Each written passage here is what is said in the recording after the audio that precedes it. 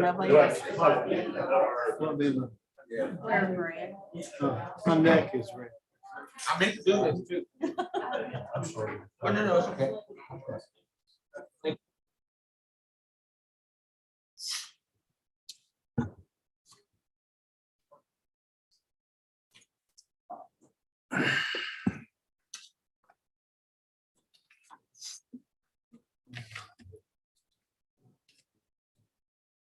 Let's go. So we're all good.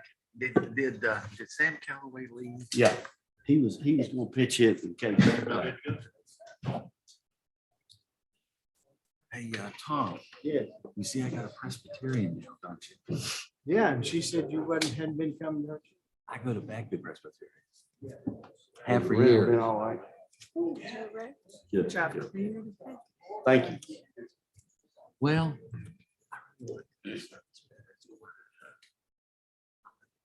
Let me use one more time. For my sign to speak. Go ahead. I'll bring it back. You go wear your mask? I got mine. Well, I wasn't. You take one past the I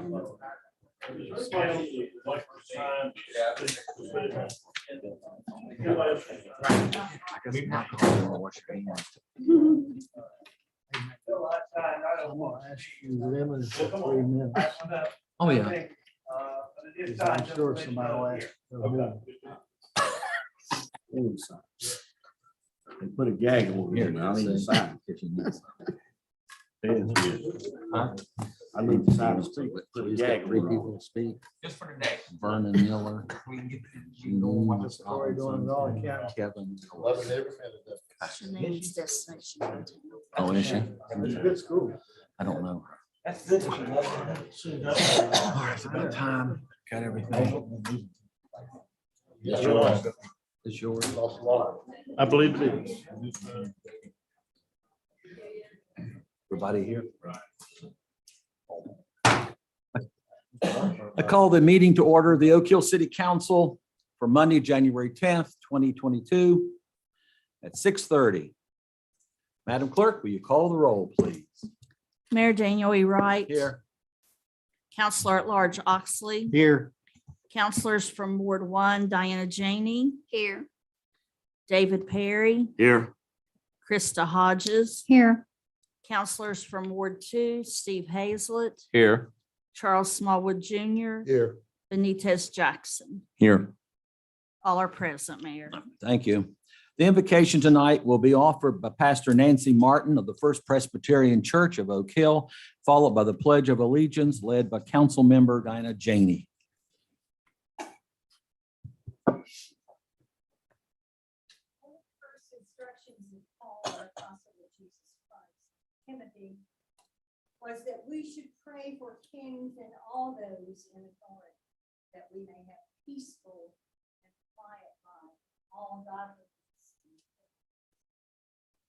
In keeping with that tradition, I offer the following prayer for our elected officials here this evening. Shall we pray? Gracious God, we are grateful to live in a country where we can openly pray for our leaders. We lift up our local leaders this evening. We pray for the mayor and city council of Oak Hill, city manager, and all those who serve this community. Strengthen them, give them wisdom and grace. Let them speak with honesty and integrity in all that they do. Among the many voices which cry out to them every day, may they hear your voice above all others. Give them a desire to promote things which honor you. Help them to compromise when needed, to work together to accomplish the work of the city, and to give them strength to continue their daily lives. We ask these things through Jesus Christ our Lord. Amen. Amen. I Pledge allegiance to the flag of the United States of America and to the republic for which it stands, one nation under God, indivisible, with liberty and justice for all. Mayor, Yes, sir. I'd like to ask unanimous consent that the agenda be reordered to include council comments at the end and reports, administrative reports by Mr. Hannibal, chief, fire chief, et cetera, be at the end also. All right. Any, did you make this motion or just? Unanimous asking? consent. Unanimous And the consent. reason for that has been a lot of discussion about time and so forth. Yes, yes. I And know. getting it part of the agenda. That's why I would. All right. I'm barking at you. Mayor, that dog's out of order.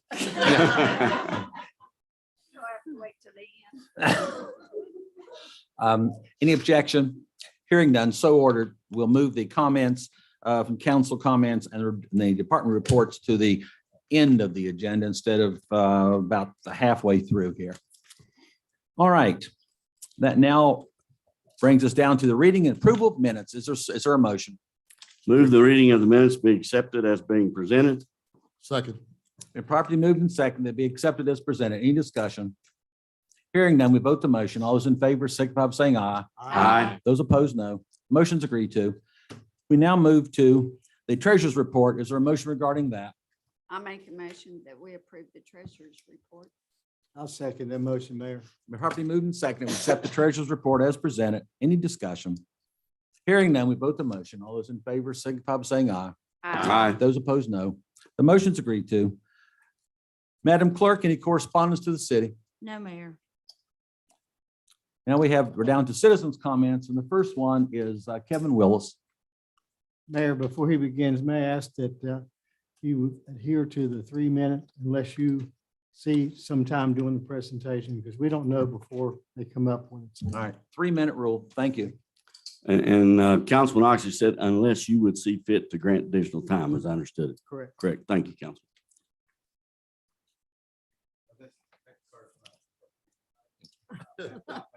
Right. No, no, it just depends if you give me one or not.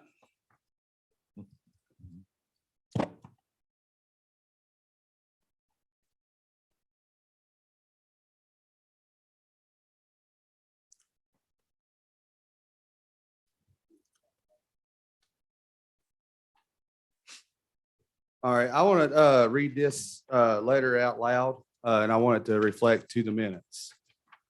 Dear Honorable Mayor and City Managers and City Members of the Oak Hill City, of Oak Hill City. On October 6th, 2021, I was elected as Executive Director of Destination Downtown Oak Hill. And since this is an extremely exciting time for Oak Hill and Fayette County, I was excited to represent this group and bring my ideas as a businessman to the membership. My goals were to return the group to its original mission, a community-led revitalization group of business owners, building owners, and residents of working to improve the vibrancy of Main Street Oak Hill. Secondly, to modify the Articles of Association through establishing a set of bylaws which would limit the power given to the executive director, lower the spending limit of the executive director from $1,000 without group approval to a much lower amount, and establish that the executive director would not have voting privileges unless for a tiebreaker. Third, continue to be a buffer between businesses and the city council to work together for the betterment of Oak Hill and to ensure the standard business practices were incorporated within the financial structure of this organization. I've spoken with a number of you of my frustrations with the former director and officers, of which day one met my election and my proposed goals with opposition, disagreement, and hostility. It should be noted that the previous director, Krista Hodges, now secretary, has never relinquished her role as executive director, making decisions for the group without my knowledge or group approval, and has continued to make debit card purchases. And that under her leadership, a donation was made from warm hands and warm hearts and show of support and an effort of cooperation, and the donation was returned. So on Wednesday, January 5th, I told my wife on the way to the monthly meeting that it would be me or them. As I began the meeting, I was interrupted by Adam Hodges, who made a motion to remove me as executive director. Krista Hodges seconded the motion, and I called for a vote. I was told that my wife, the newly elected treasurer, Becky Sullivan, nor myself could vote as we had not paid our membership fee to the treasurer prior to the meeting. He stated it was in the bylaws, which is not correct. Adam Hodges, Krista Hodges, Kat Merritt, Janine Robertson, and a member of the Punishers Motorcycle Group voted to remove me. So at this point, I could have pulled the almighty, powerful executive director card, which I was trying to eliminate and have declared their action null and void or leave the meeting. I chose to leave the meeting. And let this be evidence of what I have shared with you, with a number of you, that a very small, out of control, hungry, power hungry, group have hijacked the organization that was once a source of great pride for the council and the city at large. It is odd that a member of the Punishers Group was there, as I made it perfectly clear that I would not support a beer and wine festival in collaboration with Destination and the Punishers. I was intent on returning the group to the original mission, away from many fairs and festivals, of which all have lost money except for Rail Trail Expo. I felt the money given by the city was better served on helping business owners and revitalization of Main Street. During the 3 months that I served as the executive director, I was not able to secure access to any financial documents, bank statements, passwords, credit cards, debit cards, etc. The newly elected treasurer, Becky Sullivan, was given access to the online banking without explanation of expenditures or receipts. Becky made herself available countless times to meet the previous treasurer to change the signatures on the bank account. That was also met with resistance, excuse after excuse. When Councilman Perry called for an audit of the organization, I stated that Becky and I would do the audit. The former treasurer stated that she would report to the council, and I was adamant that Becky and I would do the audit. Again, that was met with disapproval and opposition. I have attached a monthly statement, a monthly financial statement, I have attached a monthly financial statement, which is difficult to understand and certainly not representative of standard business practices. Also attached is a letter of a former member provided to you with her permission, stating her concerns with the direction of the group and reasons for resigning. Because of the conflicts within the group, 9 longstanding members of Destination have resigned or simply quit the organization since early September. From my personal experience as a businessman and now recent experiences with these former office holders, I feel it's my responsibility and moral obligation to report to you that all is not well with Destination Downtown Oak Hill. Not only will I not be serving as an officer, but I also do not want to be associated with this organization in any way. It is my suggestion that the council insist on an immediate outside audit of this organization, discontinue further funding until standard business practices are established, and provide city council on all expenditures from this point forward. Thank you, Kevin Willis. All right, thank you, Mr. Willis. Mayor, I have a question. Yes, sir. Mr. Willis, did I understand you wanted this to be entered exactly into the record as you presented it? Yes. I also would like to make a clarification, if I might. At the Oak Hill Council meeting on Monday, 12th, 13th, 21, I requested an audit or appropriate accounting of Destination Downtown funds be provided prior to future allocation. Shortly after adjournment, Councilwoman Krista Hodges asked me how many years I would like the accounting to be provided. I replied for 1, 2 or so, but it could be a decision Destination Downtown. However, after further consideration, I hope that 3 years will be provided. Thank you for your service and attention to this request. And that was sent to the executive director, Kevin Willis, also copied to the city manager. I'd like this to become part of the record as well. I would like to ask council to vote on that. That's not normal procedures for the minutes, to have outside things and with no action taken. So I will do what council tells me to. I really don't think it necessitates a vote just because it hadn't been. And we hear that quite Well, I often. mean, but that's not how you take minutes. That's not, it is, I mean, I don't mean to dicker with you, but it is common for matters of business to be entered into the minutes as they have been presented in other organizations. Actually, that's why we have the correspondence portion of the council meeting that should have been submitted to city council, city manager prior to the meeting. And it could have been entered to it then. Well, we have it before us now, Tom. Uh, We have it before Well, us. I'm just saying that's the appropriate place for it. and I don't even have a copy to put in the minutes. So I'll give you my copy. is that council's desire?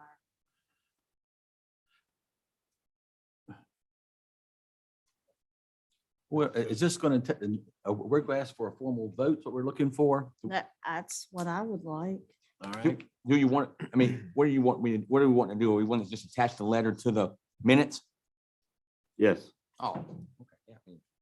Yeah. Okay, that's not what I understood. Yeah, I mean, you just want to, I think we can just kind of attach the letter to the minutes. Would that be appropriate? Yes, that's Just- what I I asked. can, Oh, okay. Make the notation in the minutes that a presentation was made and a copy of the presentation is Is hereby. attached to the minutes. Yeah. I'll make that motion. Yeah. I'll second. Let Ted say. Properly moved and seconded that the letter that's just read by Mr. Willis be attached to the minutes for tonight, January 10th. Any discussion? Hearing none, we vote the motion. All those in favor, signify by saying aye. Aye. Those opposed, no. Motion's agreed to, 7-0.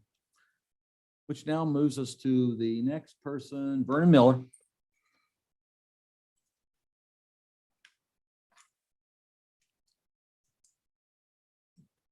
Thank you.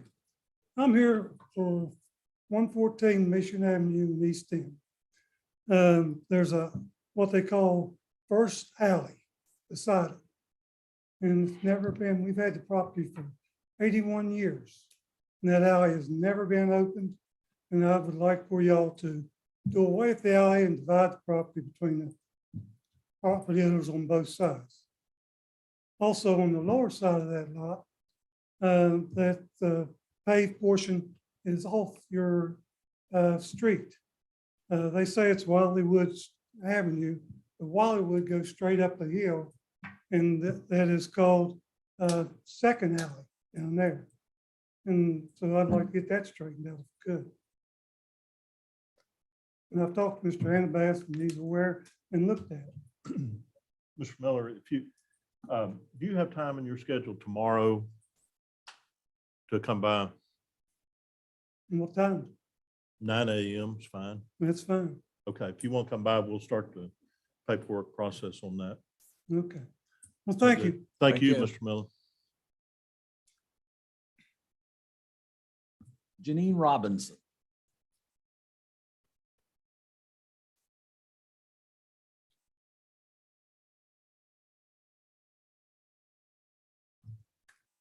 Good evening, Mayor, council members. Hello. As you are aware, there's been some turmoil in our group here recently, and I have a lot to say about the letter, but I'm going to keep this very brief for you guys. Mr. Perry asked for an audit, and I am happy to provide. I brought financial statements. I'm not sure what all you wanted in terms of, I have financial statements available for all of the council members. If you guys want more records than that, I'm happy to provide them. I have been the treasurer for the last 2 years. I did provide Becky with all the information as well as how to do everything. She had my contact information and never reached out. So anybody that wants to see our financial records, this is public money. This is not my money. This is not Krista's money. This is not Adam's money. This is not your money. You gave it to us to use for the city. There have been times I've contacted Bill and said, kind of talked about this in the meeting, and I'm not I'm not thinking this is kosher. This is public money. Can it be used this way? And gave me his opinion. I have a couple lawyer friends, talked to them. They've said yes or no. And we've also even considered talking to the ethics committee. Is this appropriate to use funds for this project? It's never been that much of an issue. I have no problem with an audit. I was kind of offended to start with, but then I was like, I have nothing to hide. I have literally called members freaking out before a financial report was due because there were $4 missing. I'm not used to having $15,000 in a checking account. That's not who I am. So when I have someone else's money and I'm responsible for that, every penny is accounted for, every single penny. Most of you guys have known me my whole entire life. I'm not going to take anybody's money. But I happily will give these out to you guys. Say this is 2 years, This is free. 3 years. I understood you say 2. I was the treasurer for 2 of those. Oh, okay, I'm sorry. Thank you. I had to do a little digging for that last year to make sure everything was correct. Thank you. This is an accounting and not an audit, correct? This is an accounting of every penny that we have spent, that we have earned, that you guys have given us, down to our very last meeting, which was just last week. But it is not an audit. I went through the whole entire, I understand. I audited us.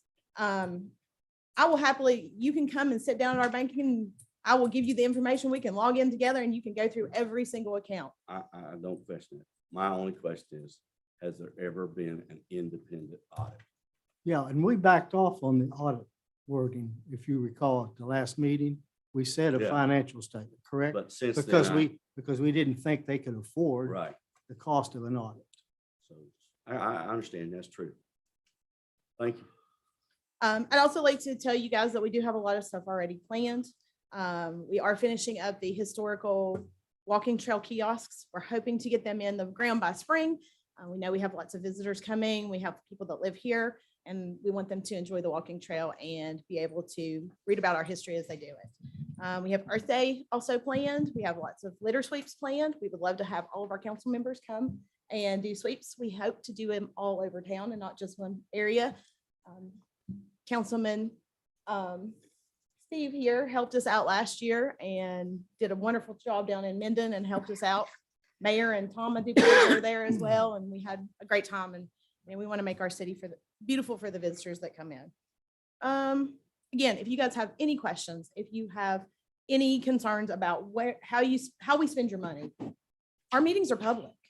We meet the same day every single month. We would love to have you guys come. We've had council members come before. Mr. Smallwood has attended. Tom has attended. Of course, Chris is there. We would love to have any of you guys come. Give us ideas. What would you like to see happen in Oak Hill? We are very open to having anybody join us in the meeting. We really would. Do you have a date for the litter sweep? We're going to probably try to do the whole month of April. We're going to attempt to do every Saturday, barring the weather's not flooding. The mayor needs to get out and get some exercise. Absolutely, absolutely. And we have financial reports at every meeting available. And again, we'll be happy to provide those to any council member that has any questions.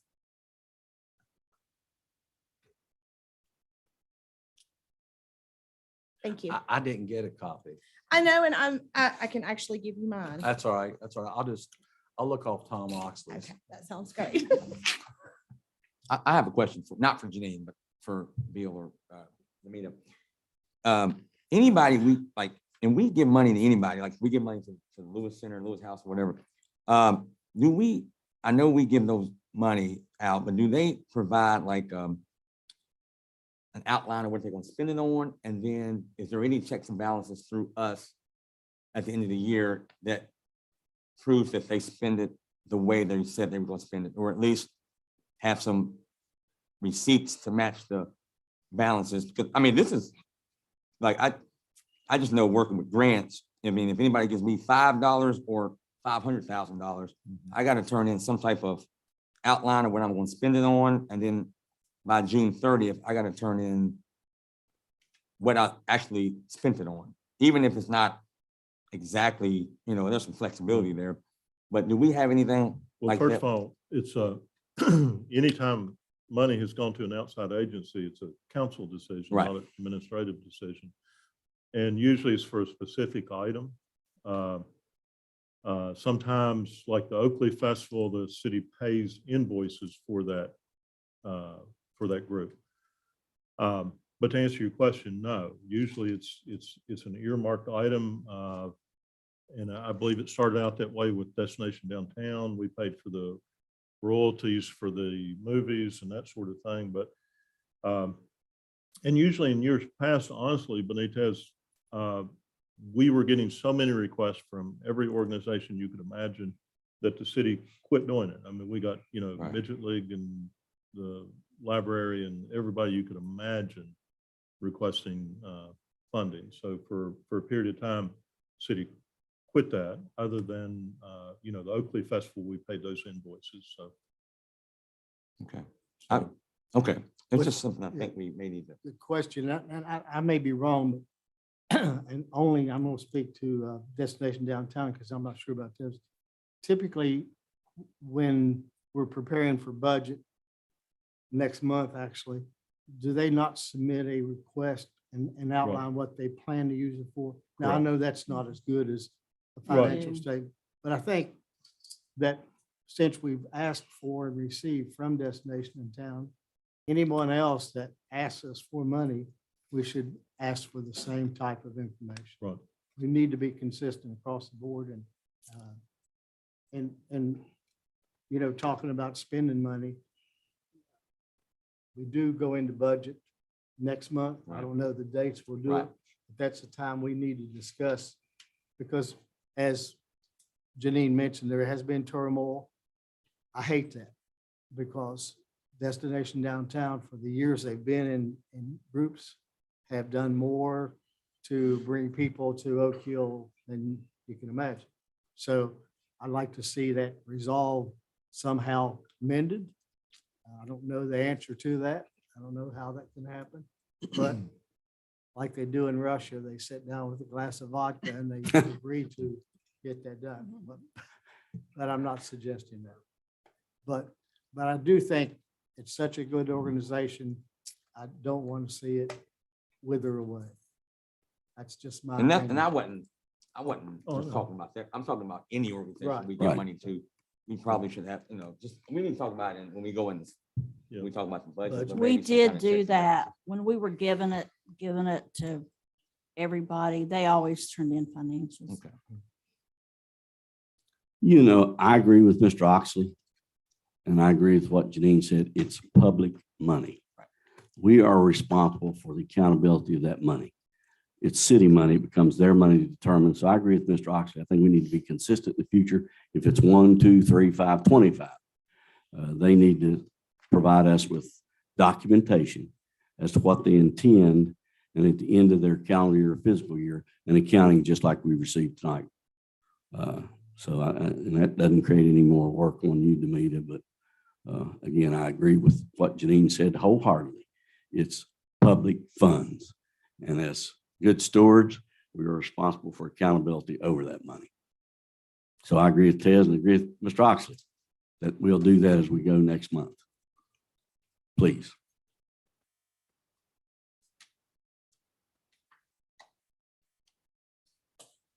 I think that was the last speaker from the citizens' comments. Mr. Hannah Bass. That's the last one. Thank you. Which now moves us, since we're moving department reports and council comments to the end, and now moves to, I guess, mayoral comments. I don't have any, so we don't have to worry about moving it. And a minute from the minutes. I have only a couple here from the minutes. August 16th, 1938. I was going to ask I'll ask the fire chief and the police chief about this one. Upon motion duly seconded, Dewey S. Kincaid was appointed part-time fireman and policeman, succeeding the said R.L. Sims, effective September 1, 1938, at a salary of $75 a month. Were a fireman were they volunteer then, or were they pay? So he's getting $75 a month, no matter how many fires he's called out on. And also, when it comes to the police, he's working for both departments, fire and police. And was that common? And police. One right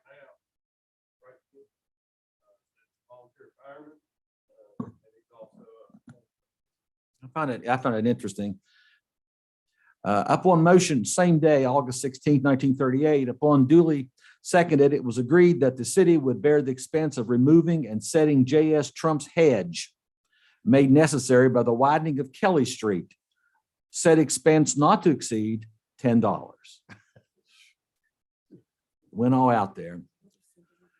16th, 1938. And February 5th, 1940, T.B. Martin appeared before the council and recommended that the old Arthur Blacksmith Shop on Chestnut Street and the E. Wooldridge Barn on Sanger Street be declared a public nuisance. Upon motion duly made and seconded, it was ordered that the property owners of the above properties be notified of the action of the council.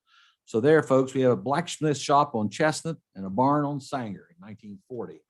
And they were declared public nuisance. I don't know what happened then when they're public nuisance, if they were to be torn down or what was to happen. So there we are, folks. We pick up when there was a blacksmith shop in Oak Hill and where it was, 1940.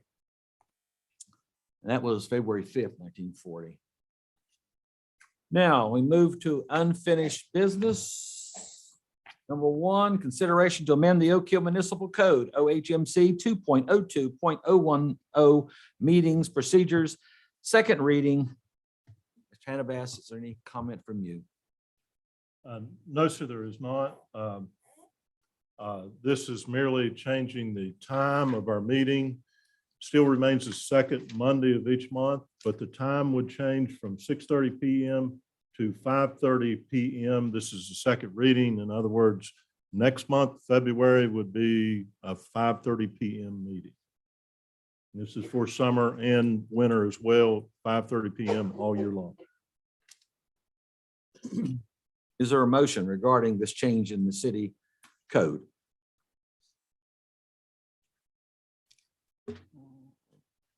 I'll make the motion that we accept this as a second reading and adoption to change the time of our meetings. Is there a second?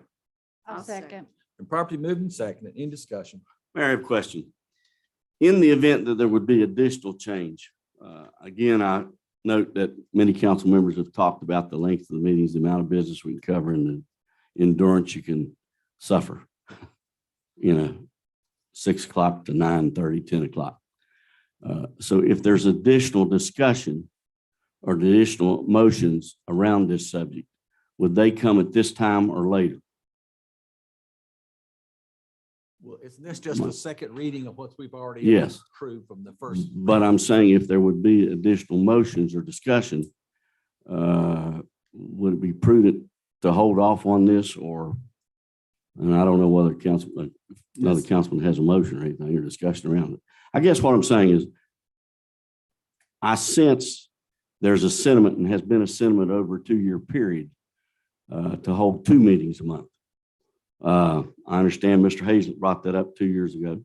I did. If I stand corrected. And the Board of Education meets twice a month. The County Commission meets twice a month.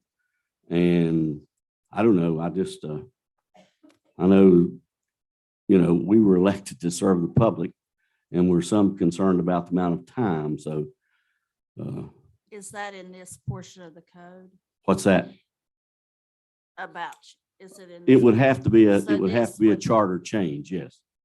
Well, No, it's just its ordinance. it's an ordinance. Ordinance change, yeah, ordinance change. Then I you can't would- answer Council Perry's question from a legal standpoint, but it's, from a practical standpoint, it looks like you should adopt this amendment and then at the next meeting. Take up put the other place issue. Whatever that matter is, because it gives people time to study it. That's why we have 2 readings. That's fine. That's fine. That's just. No pro- hey, just thanks, my Tom. opinion. Keep me straight. I'm shooting for 8 o'clock. Any more discussion? Alabama. Any more discussion? Hearing. I would just, Go ahead.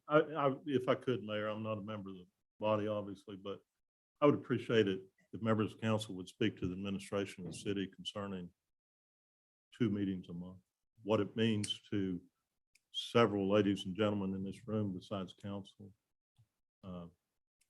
And I'll leave it at that. It merits discussion. Yes. Merits discussion. It does. I don't know that I'd be for it, but I'm willing to listen to reasoning. All right, any more discussion regarding the second reading of changing the code, the municipal code, which will move the meeting to 5:30 PM starting in February? Hearing none, we vote the motion. All those in favor signify by saying aye. Aye. Those opposed, no. Motion's agreed to, 7-0, which moves us to number 2. Consideration to adopt a resolution to lay assessment liens on the following properties: A 1016 Summerly Avenue, map 16, parcel 50, owned by Arthur J. Atkins, and B Old Minden Road, map 33, parcel 127, owned by Frederick Riggins and King Moses Riggins. Mr. Hannah. Okay. I think council can take both of these at one time. I can open these documents if you all haven't looked at the dollar amount of both of these, if you'd like to. Okay, I think you've all reviewed it. These are both the same items, laying an assessment lien on following 2 properties, A and B. So move. Second. Properly moved and second. Any discussion? Hearing none, we vote the motion. All those in favor signify by saying aye. Aye. Those opposed, no. The motion's agreed to, 7-0, which moves us to number 3. Bid opening for demolition of residential structure located at 312 Main Street, map 32, parcel 499, owned by Joy Lynn Farish. Mr. Hannah. Yes, sir. I have, this was advertised, and I have 2 sealed bids that I'll open at this time. The first is from League Builders and Consultants.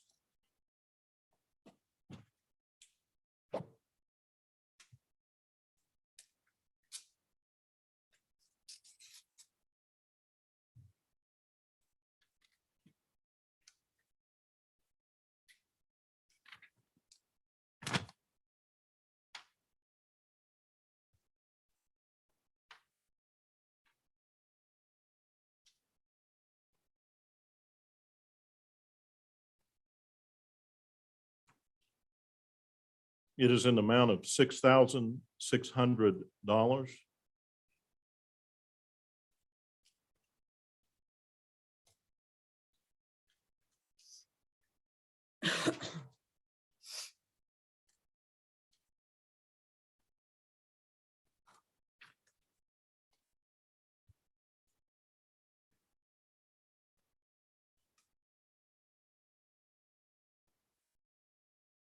I have another bid submitted by Empire Salvage and Recycling.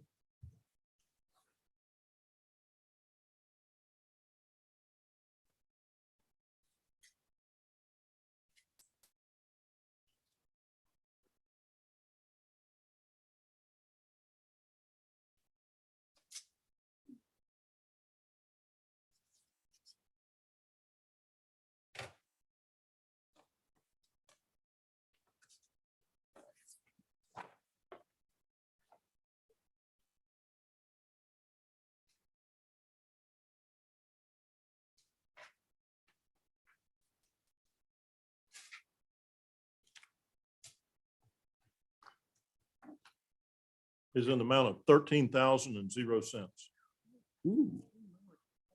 If council would chooses to award this bid, I would like it contingent upon a review of the requirements of the bidder as far as insurance and those items, the required items in the advertised ad. Mayor, I would move the motion that the lease bid would be accepted. However, with the stipulation that the city manager review and checker to be sure all bid items would be addressed and will be addressed.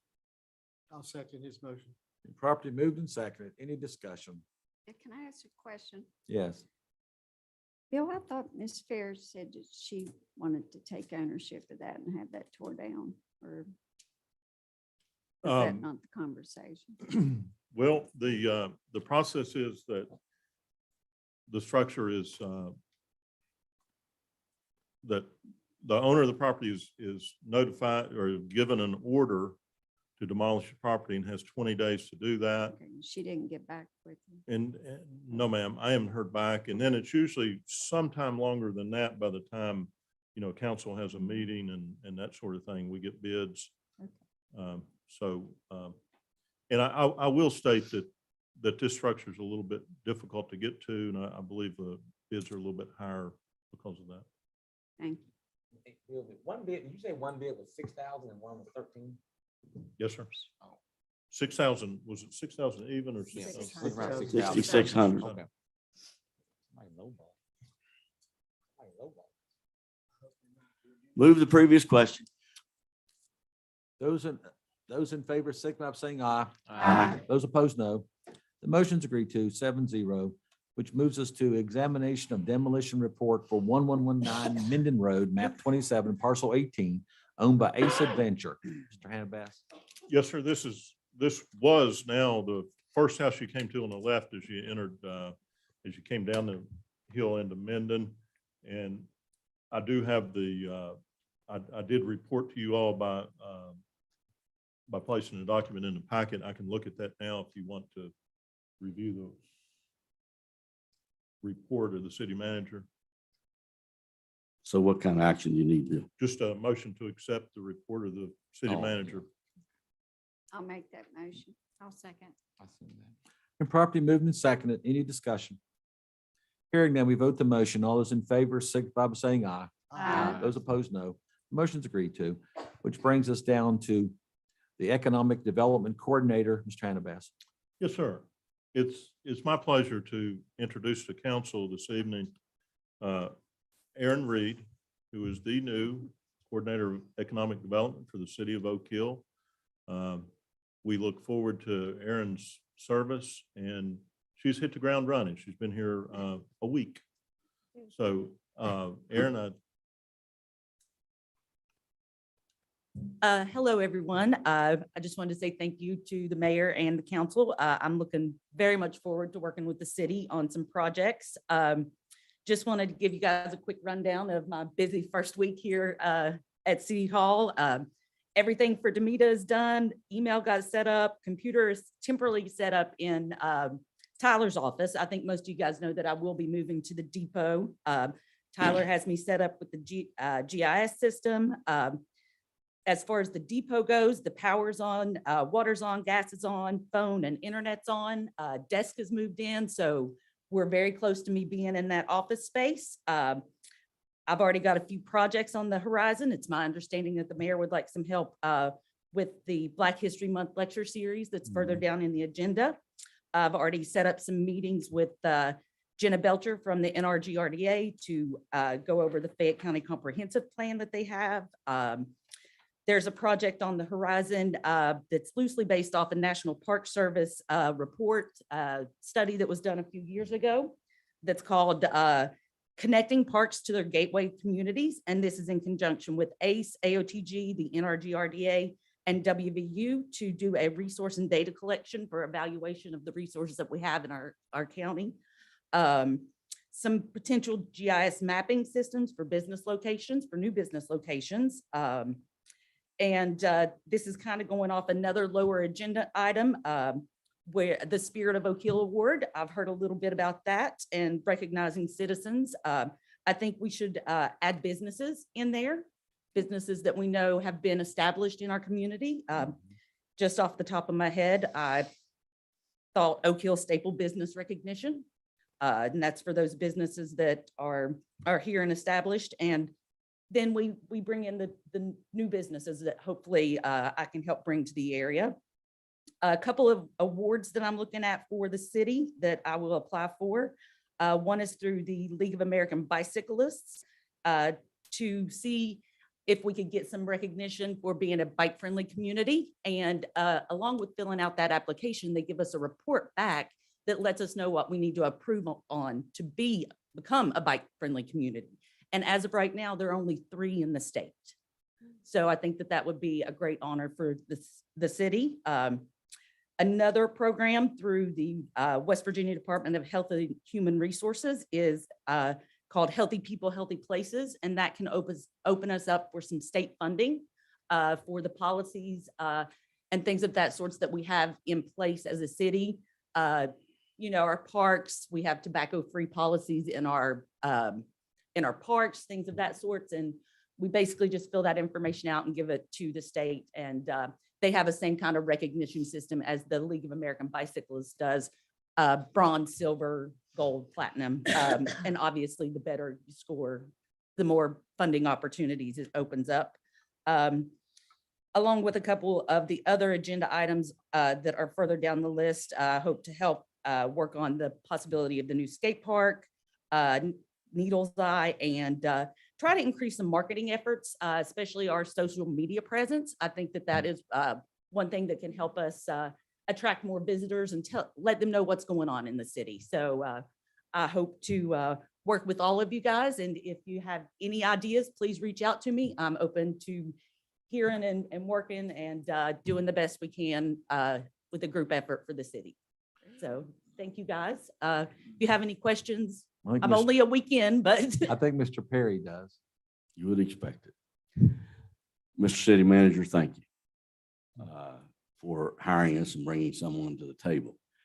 However, the city manager was able to interview you, and we had no part of that. But I commend you and congratulate you. Having said that, number one, I'd like to ask you just generally, what do you view your relationship to the council? How do you view it? What do you think it is? What do you expect? I it to think be? my relationship is to listen to the ideas that you guys have, and not just you guys, but the community in general on how they feel that we can improve things in the city for businesses. Also community development efforts, because I really feel that community development goes hand in hand with economic development.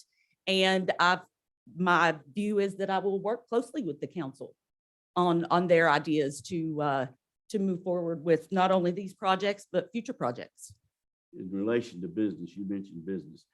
How do you propose establishing a relationship with the local businesses that already exist? Well, Or one of the what are things, you gonna do to one of the things on the compensate? list is once we have the depot up and running, the first thing that I want to do is host a business after hours to bring the local businesses in, not only to meet me, but to meet you guys and bring their ideas to the table. And I'm hoping to make that a regular thing that we can bounce around to different businesses in the community to bring all the businesses together and see how we can improve upon things like that. And the last question is also a statement.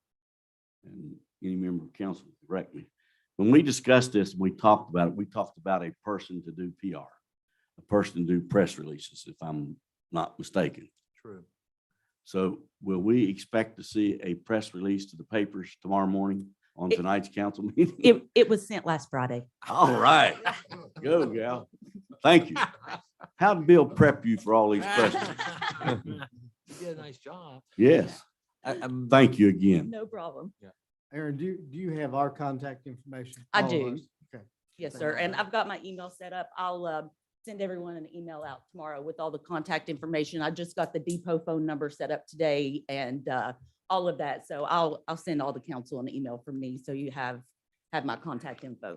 Would you mind giving us a little bit of background of where you're from and Yes, sir. education, that kind of thing? I please? grew up in Wyoming County. I've lived in Fayette County for about 20 years now. Wow. My husband and I, in the city of Oak Hill for the last almost 10. I have 3 kids, each at different schools on that big old campus over there. One's in high school, one's in middle school, and one's in the intermediate school. So we're very busy. I'm super involved with Oak Hill Little League. We're super baseball people. And my education is I have a bachelor's in arts from Concord University and a master's in health promotion from Concord University. Well, I sure see that you're enthusiastic. If I see nothing else, I really appreciate that. Yep. Thank you. Are you the only one over at the depot? Yes, yep, I will be the only one over there. And the guys have fixed it up and got it great. Thank you so much. Is that because we didn't have room here? Or is that? I'm sorry. Is that because we didn't have room here for her? Well, Or- yes, and I think it's a good fit. It can be like, not exactly, but like a CVB situation. Yeah, Not- that's one not of a the ideas CVB, that I but- have is that to have it open to the public with Yeah. information about what activities we have going on in the city, what amenities we have in the city, So it will be open to the general public and not just as an office space. Is there room for a mayor's office down there? Be a good thing. Stop in and see the mayor. Yeah. Oh, There is plenty of room in that building. What will be your operational hours or your availability? My availability will be the same as the city halls, Tuesday through Thursday, 7 to 5, or Monday through Thursday, 7 to 5, sorry.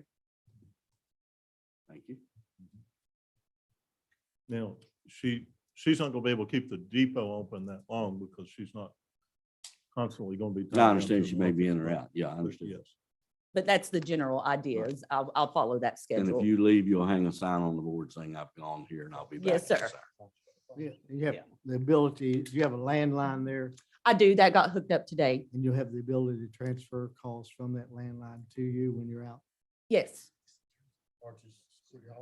To City Hall, or I'll have voicemail, and my cell phone is on all of the stuff that I've already sent out, so people will be able to contact me if need be.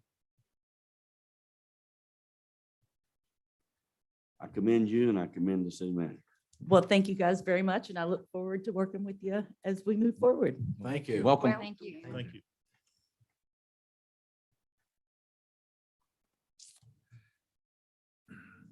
New business. Wait a minute, is there any, there's a motion second regarding the economic director here. I don't- There's No, There's no- nothing there, I is think there? so. It's just a nice Mayor, intro. if I might ask, you're going to number 6. I have to recuse myself from 6, 11, and 12. So if you would take all 3 of those without the gap, I won't take as long as that back there in Tyler's office. That's what you always say. Yeah. See, you want 6, 11, and 12. So you're asking that we take 6, 11, and 12 and do That'd be those fine. first, do those first, so he can get That back would be in here? fine. Okay. Okay. Council, it's a little bit unusual. There are 3 requests for proposals. We usually abbreviate that as RFPs. And these are projects, this is positive news because these are projects that require the services of a consulting firm. And I want to talk just a moment, real briefly, about item number 6. This is for Virginia Street Sidewalk Project. All right. And I'm going to go ahead and take more than just 1 minute. I'm going to take 2 minutes. In 2008, I came on board as city manager. And Tom Oxley and I worked together for 1 month. And our big project that month was to put together a grant application for sidewalks on Virginia Street. Okay, 2008. Here we are, 2022, at no fault of the cities, but one thing after another from the state of West Virginia. We went through the RFP process for these sidewalks over a decade ago. I have the copies of the newspaper advertisement, the minutes like we're doing tonight, the selection of a consulting firm, even the score sheets where we scored those. And at that time, it was Mr. Kirk on the back row back there, myself, and the mayor at that time was Fred Dickinson, or maybe he was member of council, I can't remember. But so I didn't want to give anybody the impression that this has been floating since 2008 and we did not have a consultant on board. We did. It's been an obvious boondoggle with the State Department of Highways. Was that T grants? I think at that time they were called T grants. I think I helped secure that I money. think you're right. I think you're right. And of course, the DOH has had, and I'm not being overly critical. No. They came forward here lately. Y'all were involved in some of the meetings, but for a period of time, it was a nightmare to move forward. We did not move forward, and it was not the city's fault. I I can document. So since they met with us 2 or 3 months ago, this is movement, This is movement, positive movement, absolutely. which I think for government, that's pretty quick, Bill. Right.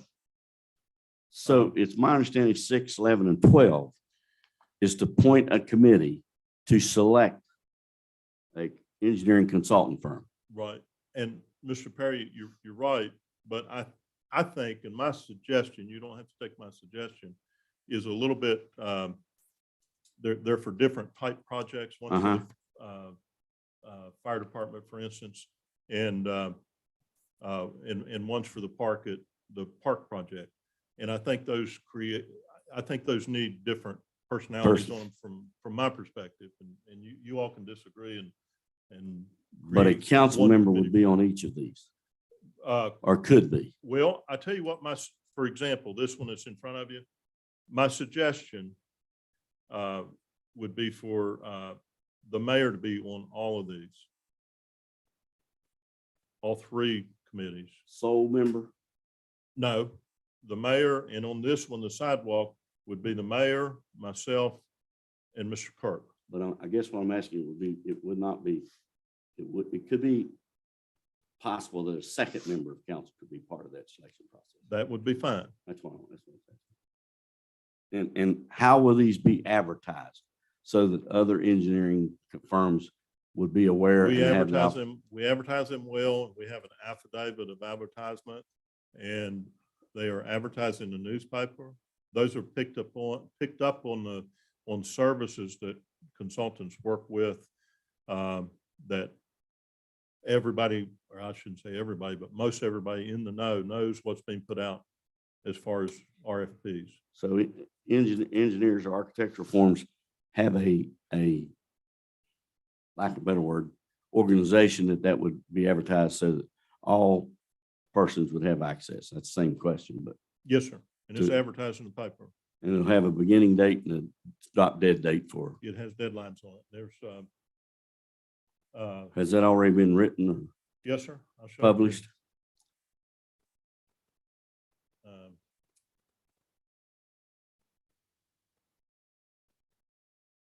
It's in your packet, and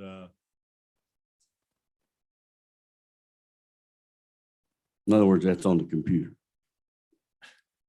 everything's complete on this. There is a one blank line, which is a date that is the deadline for submission of the written proposal. So that's the only blank on here. Otherwise, it's verbatim what's in your packet. Mayor, I'd like to ask to be part of those committees for this reason. I worked with SBA. SBA did a great deal of bidding, consulting, and securing engineering outfits or firms. I also worked with them with the State Board of Education.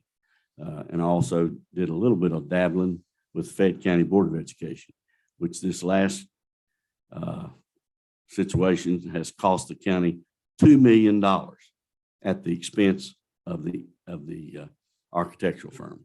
So not with any preordained conclusions, but I'd like to ask to be part of those committees.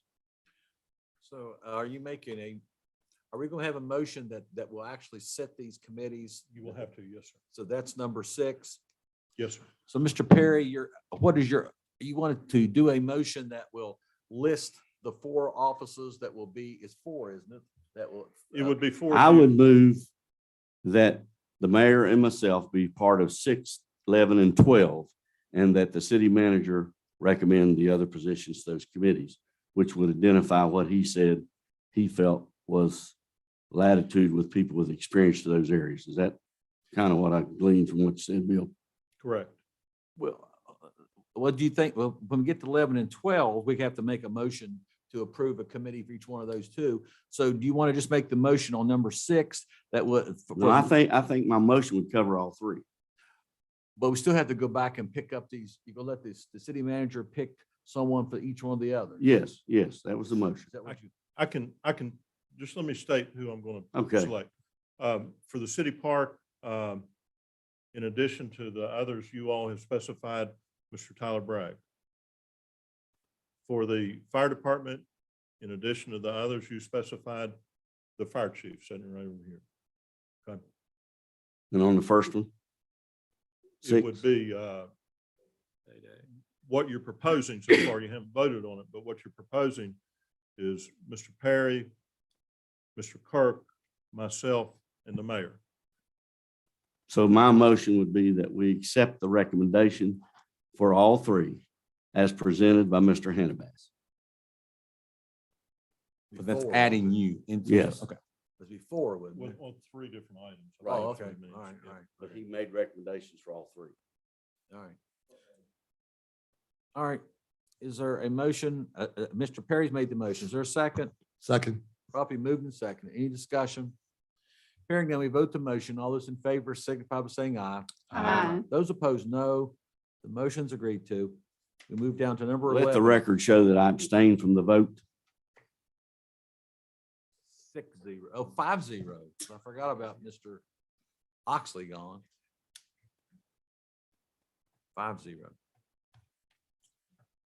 Which now moves us to number 11, Mr. Hannibal.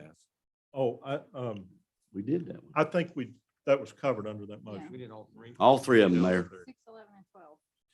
Well, So Tom can come back. We're ready for Mr. Oxley oh, now. okay, I see what you're talking about. All right, you got it. All right. We do it. We're helping you move. Brain swimming, huh? I tell you. I would never try to repeat that motion. Me neither. The meeting gets to when she types the minutes.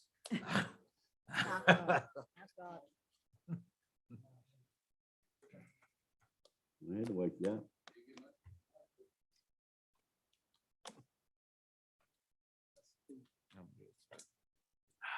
Okay, Mayor, are you ready for item number seven? I think.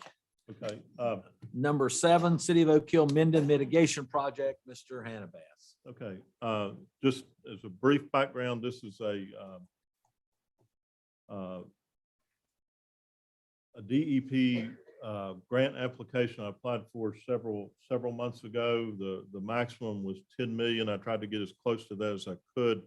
It came up to $4.7 million to the city of Oak Hill. The governor of West Virginia was here to make that presentation. And I wanted to, the ball is rolling. There's a lot of behind the scenes work in this, but I wanted to bring you up to date and give council any opportunity to ask any question you may. I think this is obviously a very large project, very important project to the city of Oak Hill, something I'm thrilled to do. The consulting firm on this project is Thrasher Engineering, and with us is Mr. Jonathan Carpenter of Thrasher, and he is willing to make any comment or ask any question that council may require. So Mr. Carpenter, you have the floor if the mayor so permits. I so permit.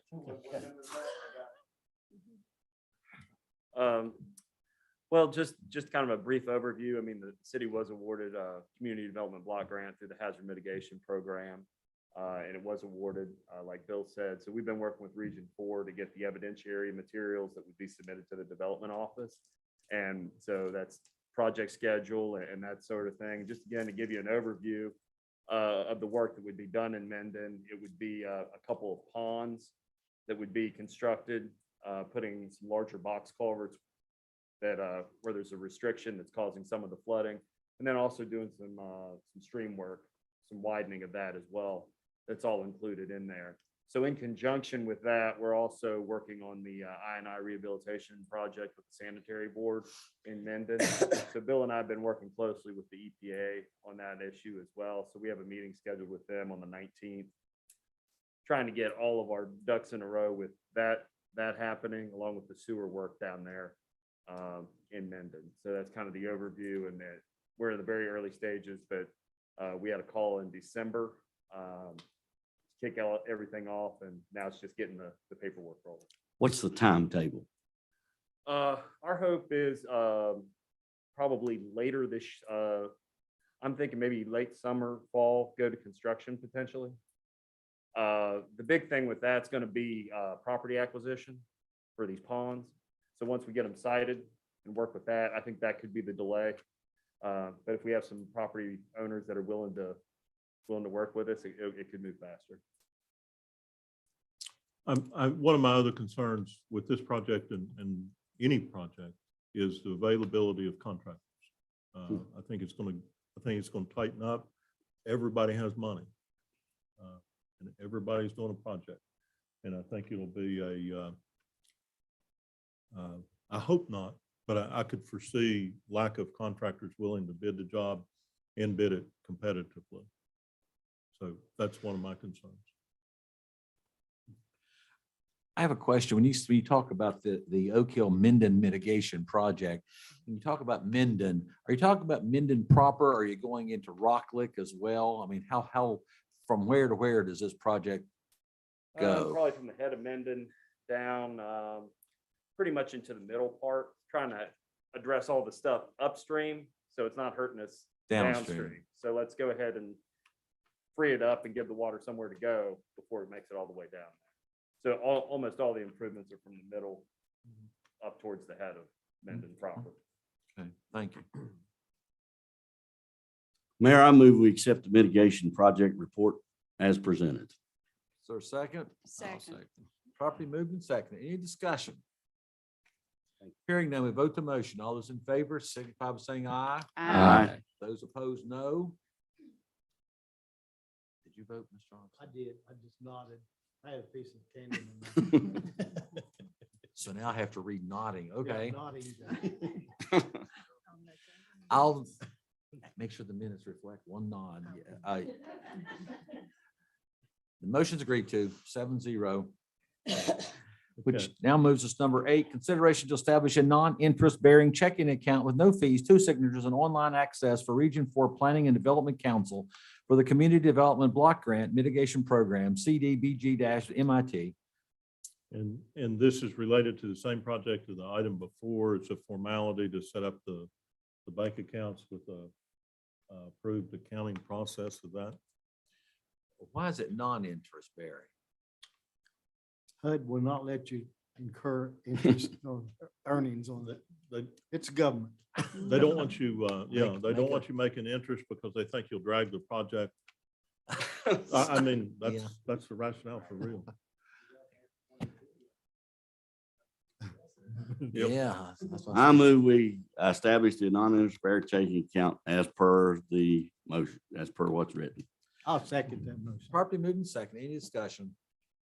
Hearing none, we vote the motion. All those in favor signify by saying aye. Aye. Those opposed, no. Motion's agreed to 7-0. Number 9, city manager and department head reporting. So we're moving this to the very end, or you can do it now? Moving to the end. This was a different. I think it's Oh, it's a something different different. one? All right. Mr. Canavas? Okay, and I think Mr. Oxley wanted this on the agenda, am I correct? Okay.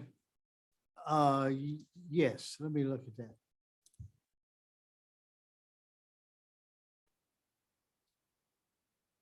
This is the one for the past 2 months, we have required the department heads and the city manager to furnish us with an auditory report.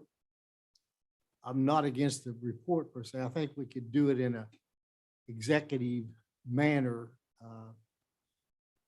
But I would prefer, in the interest of time, that the same reports be filed with the same time that the publication goes in the newspaper, which is 5 business days prior to the meeting, and be given to council either by digital format through emails or hard copies. They would have them in their hands to study leading up to the council meeting, and that time could ask any questions they might have of the written format. Same information, just we don't take up lots of time providing that report. Tom, I don't see that we take a lot of time, but I also think we have to consider the public. We are here representing the public. This is virtual. Public is in attendance. Everyone doesn't have a computer. Everyone doesn't take a newspaper, and back to newspapers quit printing on Sundays. So, I don't see that since we've moved it to the bottom of the agenda, that it might save time and be just as beneficial. Time is time, no matter which part of the Yeah, agenda. it's, but for that reason, I would, I would state that, I think the public has a right to know and hear. And we need to Well- be as transparent, and I've said that before, as we can possibly be in the interest of the public. And that's my only statement. Well, we, each month, we hear commendations made about the performance of our department heads. I entrust that to them. I think that they keep us pretty well informed anyway, especially Bill. We don't get all the information from the police department, perhaps, or fire department. I don't know how much of that we really need, but it doesn't matter. If we become aware of something, we can take it to these people that head up these departments. I just don't see a reason to stand there at that podium and read all these comments when they could be provided. But to you us. did say if they present in writing, we'd have the opportunity to ask questions. Sure, sure. Again, I still you- think that, Well, and you have that in your hand, I understand. and you look at it, and if you have a question you think some of your constituents need to hear the answer to, I understand. I just think it's, we're talking about going to 2 meetings. I don't want 2 4-hour meetings, I'll tell you that. I agree with you. So- Beckley does it in an hour and a half or less. Exactly. So what you're saying, Tom, is we can, like, we have the reports in our hands and then we can just like say, okay, we approve the police report. And then if we got any questions Yeah. about that, we A can. hard have copy. If we want to take action on it. Hard copy a Yeah. week before the Yeah. meeting. Hard The- copy Digital and Wednesday hard copy, either way. with pending action. Right. Last Wednesday or the Wednesday before the Monday of our council meetings, when I have to post the agenda. I send you all the final agenda on Wednesdays. I send it to the media. I post it on the bulletin board. And I would suggest if you want these reports submitted, that we do that on Wednesday prior to the Monday meeting. To us. Yeah, same time you put the Yeah. publication in the Now, my paper. question is, I can get those in an email really easy, hit a send button to all of you. Is that ample for everybody to? It's good for me, but I think he. he'd No, probably I come want a get you hard copy. Can he pick up? Hey, Mr. Okay, Craig, pick can up a I hard mail copy? one hard copy? Sure. To me, that's Is fine. everybody else okay with? I get the an email? emails. yeah. Okay. I do too. I get the emails too, but I'll take the hard copy over the emails. And then we would have a chance to ask questions. Right. at They that would be time. present for us to ask questions. Okay. Yeah. Or make Just comments, the correct? format would change, yeah, that's all. And it still would be at the end of the agenda.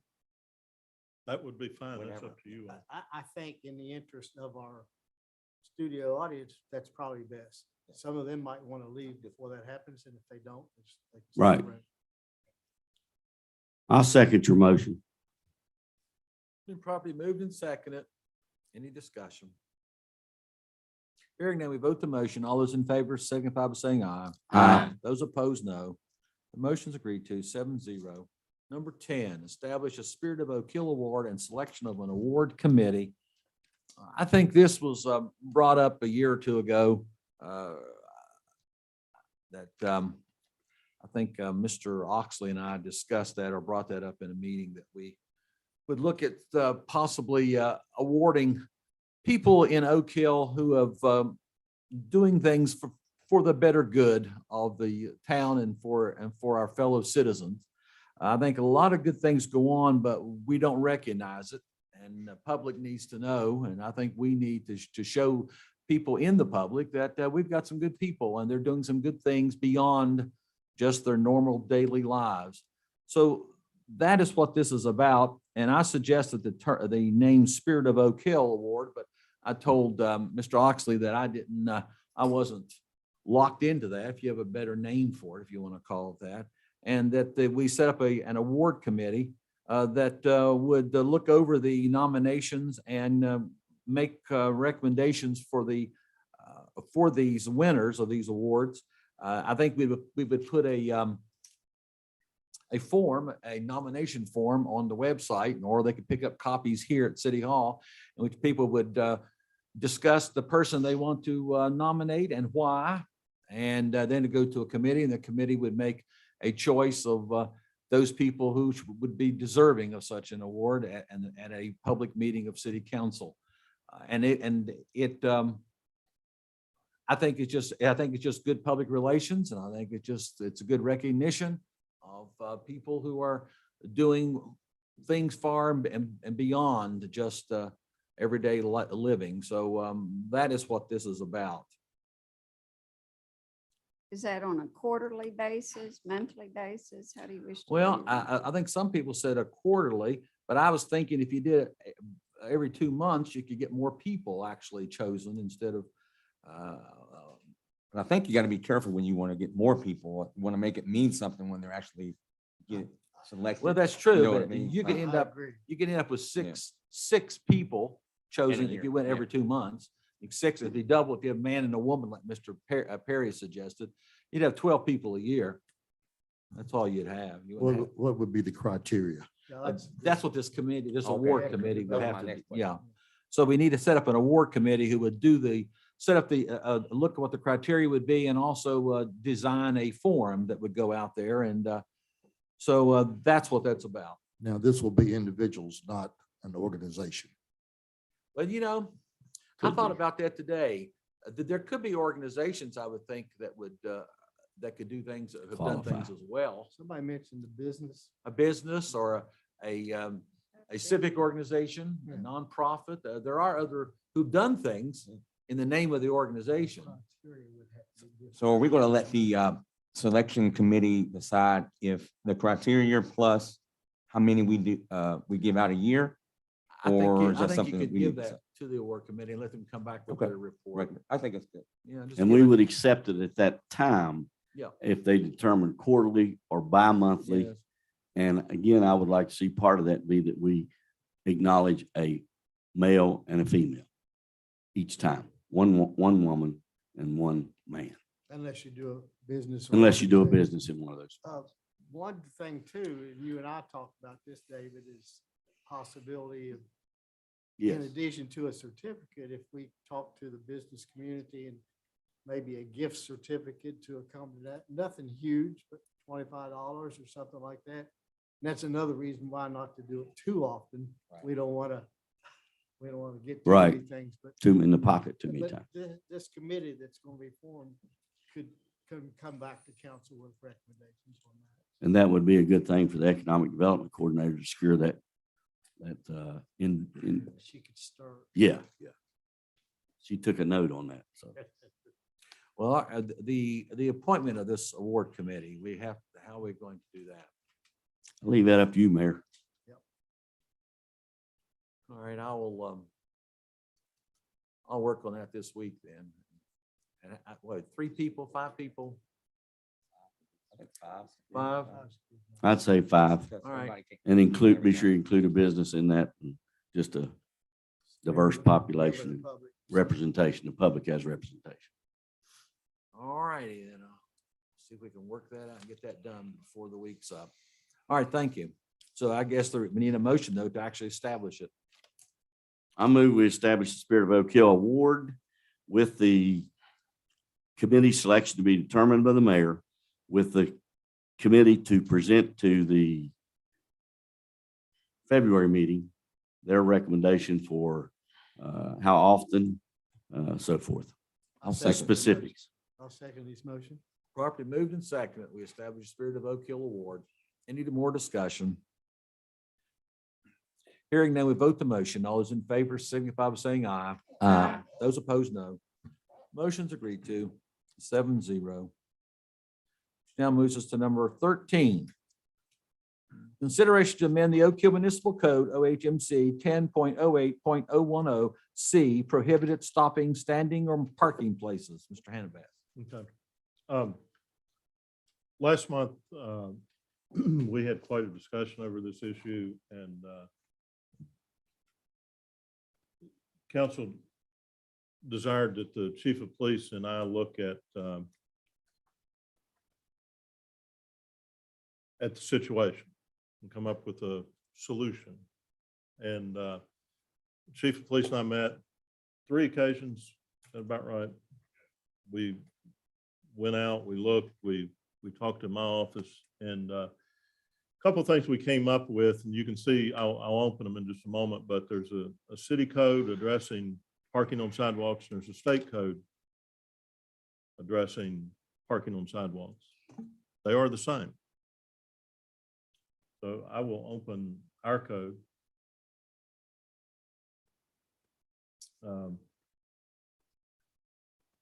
And number 1.1 is what's at issue at this point, the very top of this form.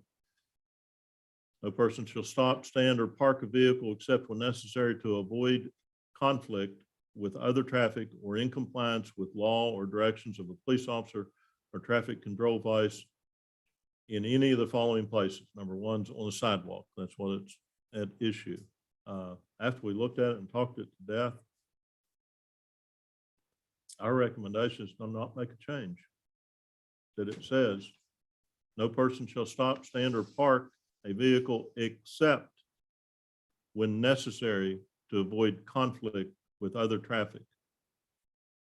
So would that cover, when you said avoid conflict, meaning that in a 12-foot sidewalk versus 8-foot sidewalk, to avoid conflict, you could pull onto that sidewalk? Yes, no? It's open for your interpretation, and anyone's interpretation. Is very difficult for a police department to enforce that, actually. But Okay. but it there is some discretion involved there. And I don't want to put words in a chief's mouth, but I think if it's not necessary to avoid conflict, then there's a problem, you know, that you don't park on the sidewalk. But You know, the situation we talked about was unloading the truck. You could park on the sidewalk or you could park in the middle of the street. So that would avoid a conflict if, in my humble. according to this city code and according to the state law, which I could show you is identical. No, that's, You can't park on sidewalk except when necessary to avoid conflict. And Chief, do you have anything to add to that? Do you? No, like I said, we talked, met, looked. People below. Apparently always been in the discretion of law enforcement officers. When he goes there, leave it that way. Well, so you need a motion for this. Well, I don't think, I think you just table the issue indefinitely if you agree that no change is needed. But I will say this, and Chief, I know I'm about to say this. We also looked at some residential areas. I know you, And you've already notified some people. that's true. We did, because in one instance, and there was a couple, but in one instance, Chief of Police and we observed cars on the sidewalk.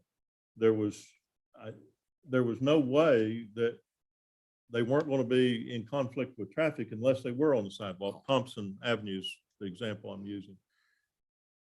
There was another situation, I believe it was on Mankin, where the chief and I observed a car on the sidewalk, and the chief looked at it and he said, there's no excuse. They're not avoiding any conflict by being on the sidewalk. He called one of his officers and said, please go address that. So,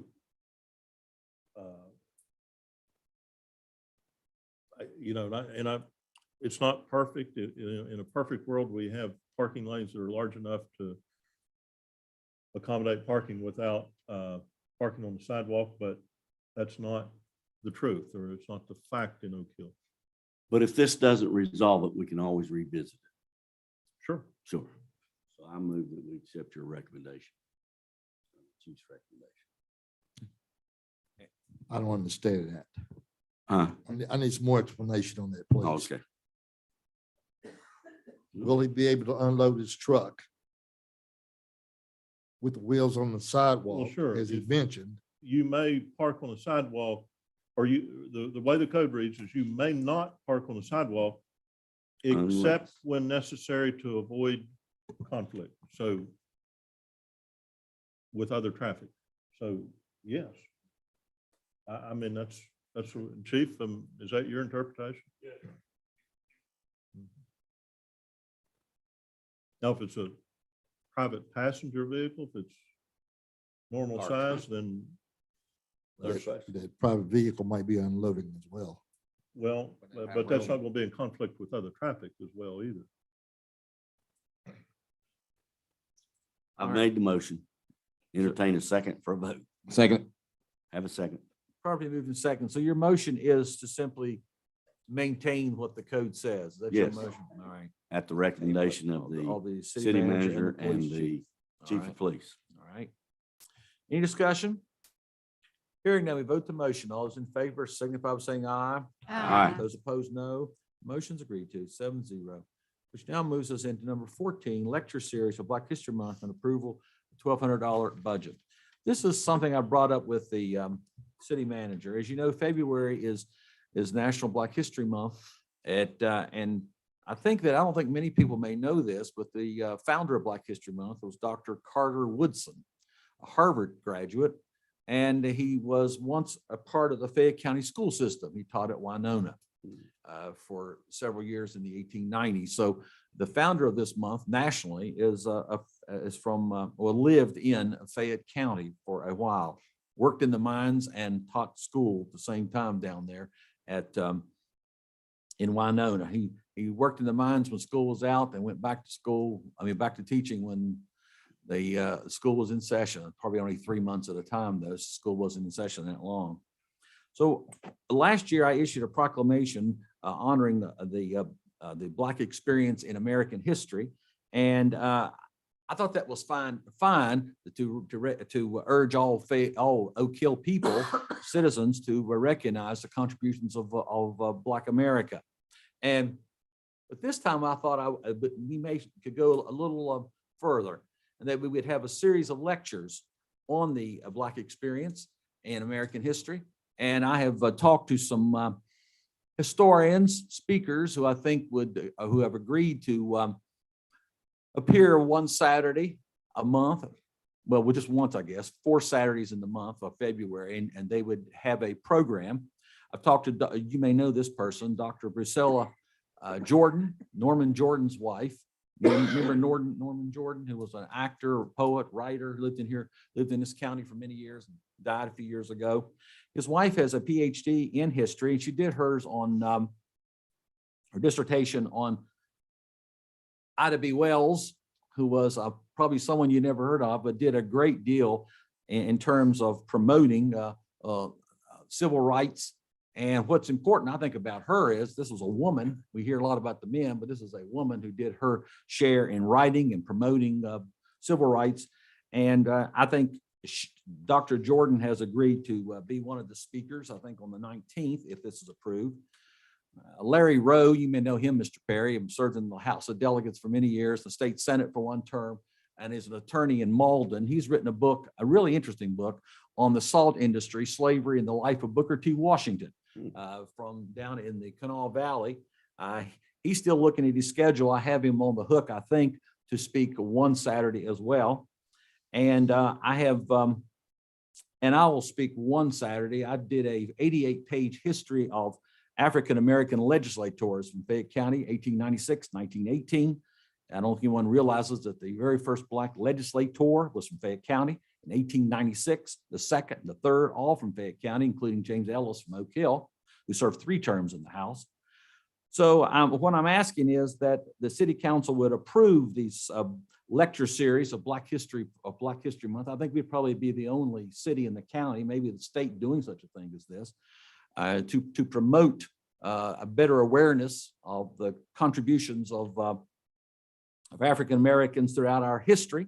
And I asked for a budget of $1,200 only to cover their travel and maybe an honorarium, a small honorarium to get them to show up. It'd be nothing in it for me, though. I would not get any honorarium or travel from Woods Avenue, so I wouldn't. So you scratch me off from getting anything from that.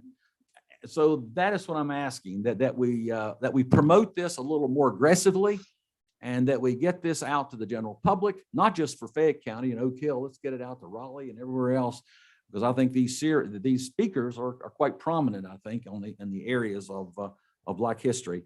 So that is my spiel. Mayor, where will you have this at? I was asking to be here at City Hall.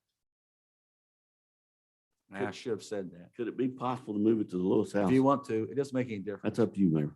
It's up to you. I think it would be I don't care. less formal to do it at at the Lewis House. Formal may be the wrong word, but I think it would be warm and fuzzy more so than like in the council chambers or something. The only thing about the Lewis House, they made charges. Yeah, we're giving you a budget. We gave them money. Can't you remind them of that? I guess you could, but I'm just saying it's, In-kind contribution as a result of a, it's $75. We mow the grass there too. Yeah. Grass too. Well, if they charge, we don't need to go up there. If we vote a grant and give money. I right. will, What time? What would the hours? 6 be, ma'am? o'clock on Saturday. Oh, okay. It'd be about an hour altogether. Dr. Jordan was very excited about talking about Ida B. Wells, which I was really happy to get her because she was in Anstead.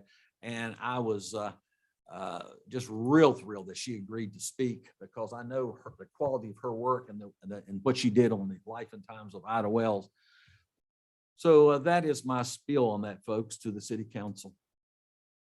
Mayor, and looking ahead, could we involve some of the schools here in the county? Anybody and everybody. I think the greater we get it, the greater we expand it, the better. So people have I think how many people know about Carter Woodson? I've gone to the high schools and I see his picture up on the walls for Black History Month, but I thought they know he even taught at Winona. They didn't know he taught in Fayette County for several years in the 1890s. The man who actually started it all back in 1926. So I just think that people need to know these things and need to appreciate some of these things that we're not as aware of today as we should be.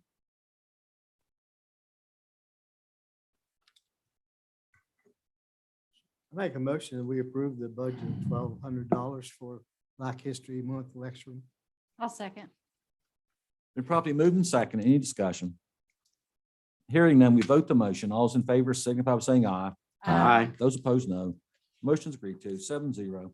Thank you. I almost tried to amend that to include some money for a plaque for James Ellis, because it looks like we're not going to get one from the Division of Culture and History. I checked on that today, actually. All right. How many more months? It should be, if it's We on can schedule, amend the copper. if it's on schedules, we've been saying it will be in April or May. Mr. McCrew that I talked with today at the Division of Culture and History said, to his knowledge, it is on schedule for then, as he stated initially. And so that puts it at April or May. And he said that he would check if there's any kind of delay or anything like that, that he can find out. He will inform me. But so that's all I have to on the James Ellis marker. All right, thank you. We move to number 15, resignation of sanitary board member, Mr. Hannah Bass. Yes, sir. Aaron Reed here is coordinator of economic development, wore a different hat for the city as a member of the Oak Hill Sanitary Board. Served well. I appreciate your service, Aaron. Very astute member of the sanitary board. And not always an easy job, not always a lot of hard decisions to be made at the sanitary board. And I want to brag on that sanitary board just a minute since I have the opportunity. It's a large function of this city. It's a large piece of infrastructure. It's complex. It's very difficult to manage and very vital for the city of Oak Hill. And one of the key components of development and economic development is the sanitary board. I'm proud of the people that work there. I'm proud to work for the sanitary board as well as the city of Oak Hill. But unfortunately, Aaron has to, by code, has to resign from that position. And I put it on the agenda for council to accept her resignation. And the sanitary board will meet Wednesday of this week in these chambers. And as we have done historically, there will be a recommendation to council for appointment to the Oak Hill Sanitary Board. I move we accept the resignation of the sanitary board member, as well as the recommendation that we have presented to us in February, a replacement person from the sanitary board. Second. Thank you, sir. All right, so properly moved and seconded, accept the resignation of Aaron Ellis Reed as a member of the sanitary board. Yeah. Is there any Just any discussion? Hearing none, Thank we you vote for the your motion. time. All those in favor signify by saying aye. Aye. Those opposed, no. Motion's agreed to. We 7-0. We now move to 16, consideration to approve notice to bidders advertisement for demolition of the scout cabin. This is, this is an item that did not go through the structural inspection board. This is property that the city of Oak Hill owns. And we have, I think, reached a point where we're willing to move forward with that. And I will get part of that building as souvenirs.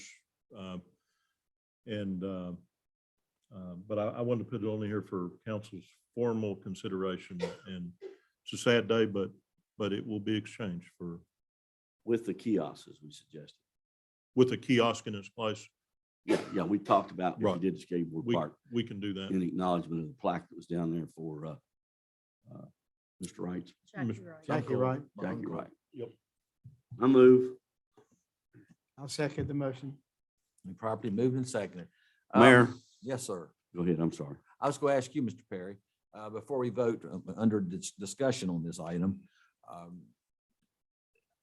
would you please inform the council as well as the audience as to what was done to reach this conclusion that the scout cabin had to go? I have done so before, as well as that I have advised those persons who contributed the funds to have an assessment done of the scout cabin. This was done by a historical preservationist at a fee of $1,000, paid for by community members, which it was very cost prohibitive to replace the scout cabin. So anyone that would like a copy of that report, I have one, and Bill, I think you have one as well, and every council member was I given a think we copy as gave well, too. So it seems to be the prudent thing to do. And at that time, we recommended to be able to proceed with a skateboard for the children, skate park for the children. It's unfortunate, but it's just cost prohibitive. Do you have the prices around 280,000? Is that what it is? Yes, yes. On 280,000 to put the scout cabin in good working order, which I think anyone would consider that way too expensive and cost prohibitive, as you said. And as Mr. Perry pointed out, the survey of the building by Mike Giolis, who is a well-known West Virginia historian and historical architect and preservationist, who came down there and did a run through of the scout cabin for a good long time and gave a really detailed report stating that the cost would be around $280,000. And so with that, that's why it was moved on to the agenda. And as Mr. Perry pointed out, the review and the payment to Mr. Giolis came from private funds. The city did not pay a penny to have this review done. It was all done by what, 10 or 12 individuals who Yes, sir. contributed? Yes, sir. Okay, who contributed towards $1,000 to pay him. So there is no city money involved in the review of the building. All right, any more discussion? We'll vote the motion. All those in favor signify by saying aye. Aye. Those opposed, no. Motion's agreed to, 7-0. Mayor, before we do item 17, I'd like to request that we take a necessary break. 10-minute break. Make it 5. The game's on. Make it 5. What? Make it 5. Game's on. Shoot, I missed on Put the ball virtual. game. I don't care. You can virtual. If something don't get to see it.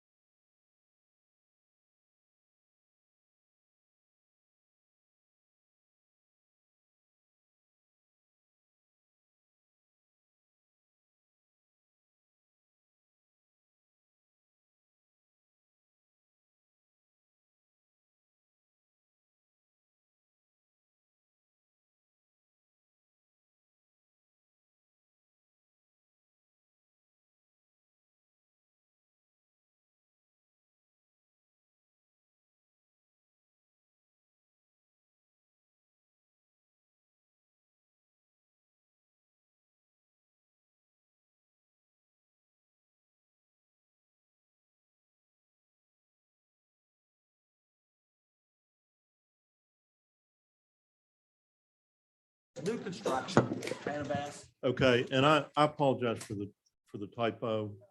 I just now realized it. This should read two choices only.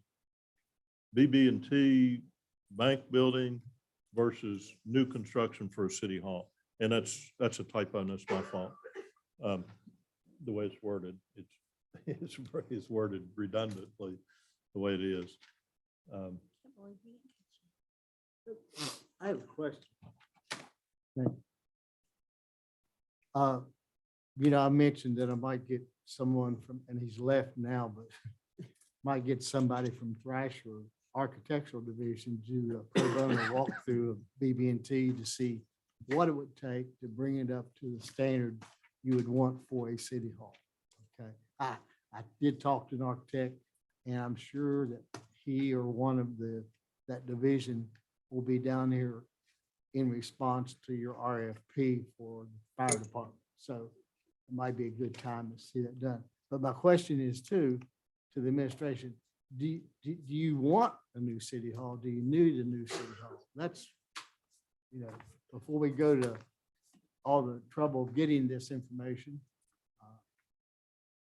No, the answer to that, Tom. I don't How's know. your situation now? I'll speak as one member of the administration, chief administrator, but I recognize that I don't have the only opinion. All right, I mean, yeah, it's good to know that. First of all, I'm not opposed to the construction of a new city hall. I'm not opposed to it. But it leads to the question, this is the first time I've been asked, by the way. It's nice to be asked everyone. First time. I think frankly, there should be a third option, BB&T building, new construction, or no change. For one thing, I think we have, Mayor, you've many times during SIB and other proceedings talked about historic structures and the preservation of those. That's not been discussed in this case. We just awarded a plaque commemorating the donation of this property in 1928, and I believe the municipal government was located on this property prior to that. 1903. My experience is this building works well for the city administration. There are also, in addition to the building working well for city administration, there are other considerations. Beneath us is a large basement that our sanitary board and our public works utilizes. It's a large area, it's conditioned. It would be very expensive to replace. The way the electricity is set up in this building, that's not a small matter, it's a very complex matter for a building this size. It's not divided. The upstairs is leased to the Cole Heritage, and we have to pay their utility bill for it. So that's a little bit cumbersome, plus it's not divided with the amphitheater. And I think we all agree the amphitheater is a vital downtown amenity. I don't know what we would do if we weren't located here.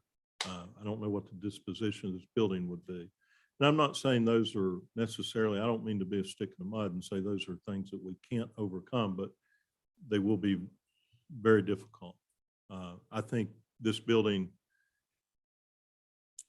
well, I don't think, large parts of this building are handicap accessible. I think it's the best city hall in Fayette County, better than most I've been to anywhere else. There are a lot of renovations that have been done to this city hall, and the room you sat in today is very capable of conducting a state-of-the-art council meeting or sanitary board meeting or any other type meeting you have. Is it rough around the edges? Does it need a facelift? Absolutely. And without further questions, I'll leave it at that. Let me ask a further Sure. question. do you have any idea when Cole Heritage Authority's facility is going to be ready for occupancy? Mr. Oxley, they signed a 2-year lease. And we're several months into it. Does anybody remember when we did that lease? A year into it. So, but now I'm not sure if they're going to be ready, but I mean, we're under lease for, Yeah, I don't, For a I year. have not been by where they're refurbishing that building for them. I don't Right. know. Tom, kind of clarify for me, I'm not. They're have Talking a about in Mount Hope, Mount Hope, the yeah. old, So was it a car dealership? dealership, Yeah, okay. Price Yeah. maybe? I haven't seen that. So I don't look, when I'm through there and I'm through Mount Hope a lot, I don't pay attention. So I don't know how far along they are, but I mean, that would come into play because that's what, $30,000 a year? rent? 20, if I remember, right, it's $2,300 a $23. month Okay. It's what's paid here. Yeah. is what the Cole Heritage Authority pays the city of Oak Hill to include utilities, like I said, not, That's about 15,000 a year. okay. About, I mean, not No, exactly. it'd be more than that. It'd be, 4,000. Yeah, about 20, 27,000. 27, Okay. yeah. Huh? Um, There was good in that. And I like the history of it. There's been history made here. And it is comfortable for us to work in. And I ask you to ask, Anita Johnson works here every day. Tyler Bragg and Aaron has worked here for a solid week, so you don't hardly count Aaron, but She's been stuck it- on the other end of town. but it is comfortable. My electronic items work. It functions well. And there's actually been, and I can't speak for this, there's been 2 employees here out of 10 that have actually worked in the BB&T building. And I'll ask you, one's Mita Johnson, one is Kimberly Mandakunis. I ask you to get their opinions as well. And I'm not going to quote them, but I asked council to look at it and the cost effectiveness of it. That's important to me, just to save taxpayers dollars. And also they don't work. Oh, I'm sorry, I left out Valerie Vaughn in the back beside Mr. Kirk. She works in this building as well. Mr. Kirk and Chief Wiseman don't directly work in this building, but they interact often. And I really didn't discuss the fact I was going to be going into depth this evening with them, but you're welcome to ask. You're welcome to. You were going to be brief when you started Oh, talking. well, okay. I'll be brief and I'll You say, always chastise me for not saying. I'll say that's, I'm done. But this is a very, very important. We're talking about $1 million potentially, folks. So What? What was the police station? How much was the police station? Roughly. A little bit over $1 million, wasn't I'm wanting to say 1.2. it? Yeah, Did that include the excavation? no, So it was more than 1.2. site work was a little bit more. Okay, the other question, Tom, when you, I think you were responsible for the police station. Partially, or you know what I'm saying? Or kind of, Bill finished it up. okay. What was the consensus at that time? Relative to staying here, building a station or not building a station? Was there pros and cons to both? Yeah, more pros because of Okay. the limited space. I got you. And same thing happened with the fire department. They operated underneath this building for years. And yeah, in this part, and people underneath this building would shiver every time a fire truck would take out. So yeah, it was more of a necessity rather than just a want. I got you. We had to, You know, we started this discussion way back in January and February. And this is not, on several occasions, I think December was the last, you were going to get us some figures and we got a footprint once you got for us, Right. if I remember, And that's what I just said, per square foot. If we're determined to do one or the other, then when the architects are going to do this pro bono, I'd wait till they came down here and take a walk through BB&T. Also look at our property on Virginia Street, which was purchased. That was the at the original time. plan. Yeah, so, and they could come up with that, and I don't think they'd have a problem doing that. I just need to know how serious the city is about moving forward with. the Well, facility.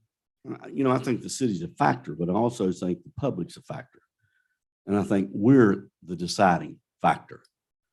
Having said that, I've had numerous people who are aware this is going on. Numerous people contact me to say they think that downtown position represents the city well. They say it's ideal billboard. And what concerns me, obviously, and Mr. Hazlett knows you've been around longer than I have, and I don't mean to pick on you, Steve. You're fine. You're fine. Talked about the country club. Now, it's been talked 2 years ago. We've there's someone, for whatever reasons, it didn't come to fruition, and now it's been sold. So how long do you discuss something before making a decision? How much input, how much input do you seek? And as I said, many people, as you asked Bill, he gave his opinion. And I've heard his opinion before in council meetings. Same thing. We've never discussed raising this building. He pointed out the electricals, so forth. And I think we just saw,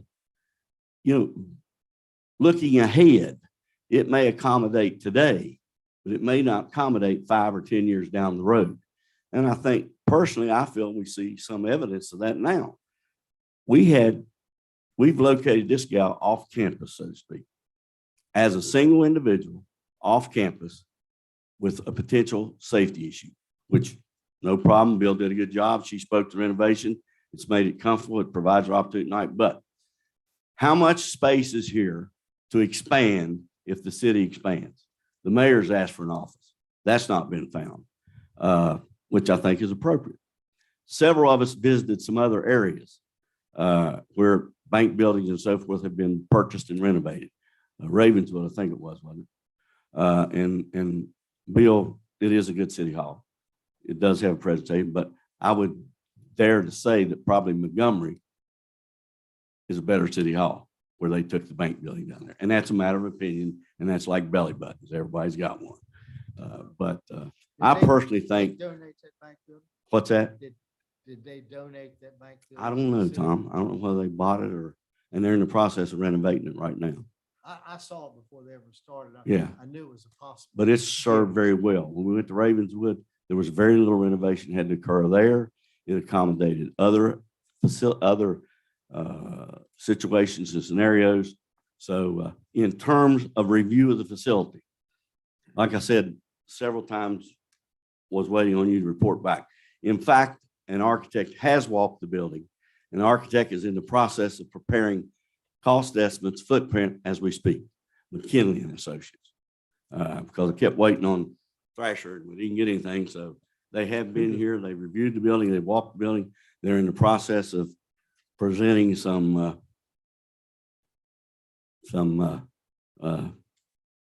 numbers on both facilities. Also, I think we have to consider the ADA regulations, our restrooms, do we have an elevator, are everybody access to every floor? So those are all factors I think are consideration whether we go new or go with a BB&T building Or go it on. or don't go at all, which I think is a mistake not to go at all. Couple things I'd like to address. Those of us, and I think you were there, Mr. Perry, that spoke with Bluefield with their coordinator of economic development, who is very capable. And I apologize for forgetting his name right now. He's been around the Jim block. Spencer. Yep. He does not work in the city hall. But I don't see that part of our But discussion. the other couple of things, well, you brought it up. No, so you I'm did. going to answer. Okay. Another thing is the room within the city hall. Okay, we're looking at a entity that is leasing about 2,500, 2,300 additional square feet. And it's coming to an end. Yeah. We're getting paid for it. So that's a lot more room. And ADA accessible, I mean, go to most any city hall and they're probably less accessible than this one. Fayetteville, other city halls are not accessible. So I think it's a viable reason. Like I say, I don't want to be a stick in the mud and say that it's out of the question for Oak Hill to construct a new city hall, but I think when you look at the dollars and cents and this structure and what it would take to renovate this structure versus, and it doesn't need a whole lot, frankly, it needs an uplift or a facelift. I don't think it's a good expenditure. And I respect your opinion, Bill, but Sure. Again, I come back to, we have discussed this. We as a council agreed to investigate it. It appeared as if we were proceeding in that direction. And if I recall, when the city police station was built, $1 billion, it's been paid for. It's there. And I also will say what I've said before. The definition of extinction is to continue to do the same things you've done and be unwilling to accept change. And I think part of the issue, and I care not to, we all have to accept some change, and better can be made best. So, Is that why you still like paper copies? pardon? Is that why you still like paper? To me, that's unnecessary. I can get cute too. Well, That's why I like paper copies. Yeah, because you've got it in front of you. Yes. Well, if I could add something, I think, I know this city hall is serving us well now. I do think that we feel cramped in our council meetings when we have a large crowd. As far as parking here, you're fighting to have a parking space, even if you come in during business hours. I think we do need to look at the future and another building or a new building to better serve Oak Hill in the future than staying where we are now. I understand this building is serving us well and it can continue to serve us well. Even if we do move into a new city hall, that would be even more room that we would have for additional offices or to lease it out to an organization or something like that.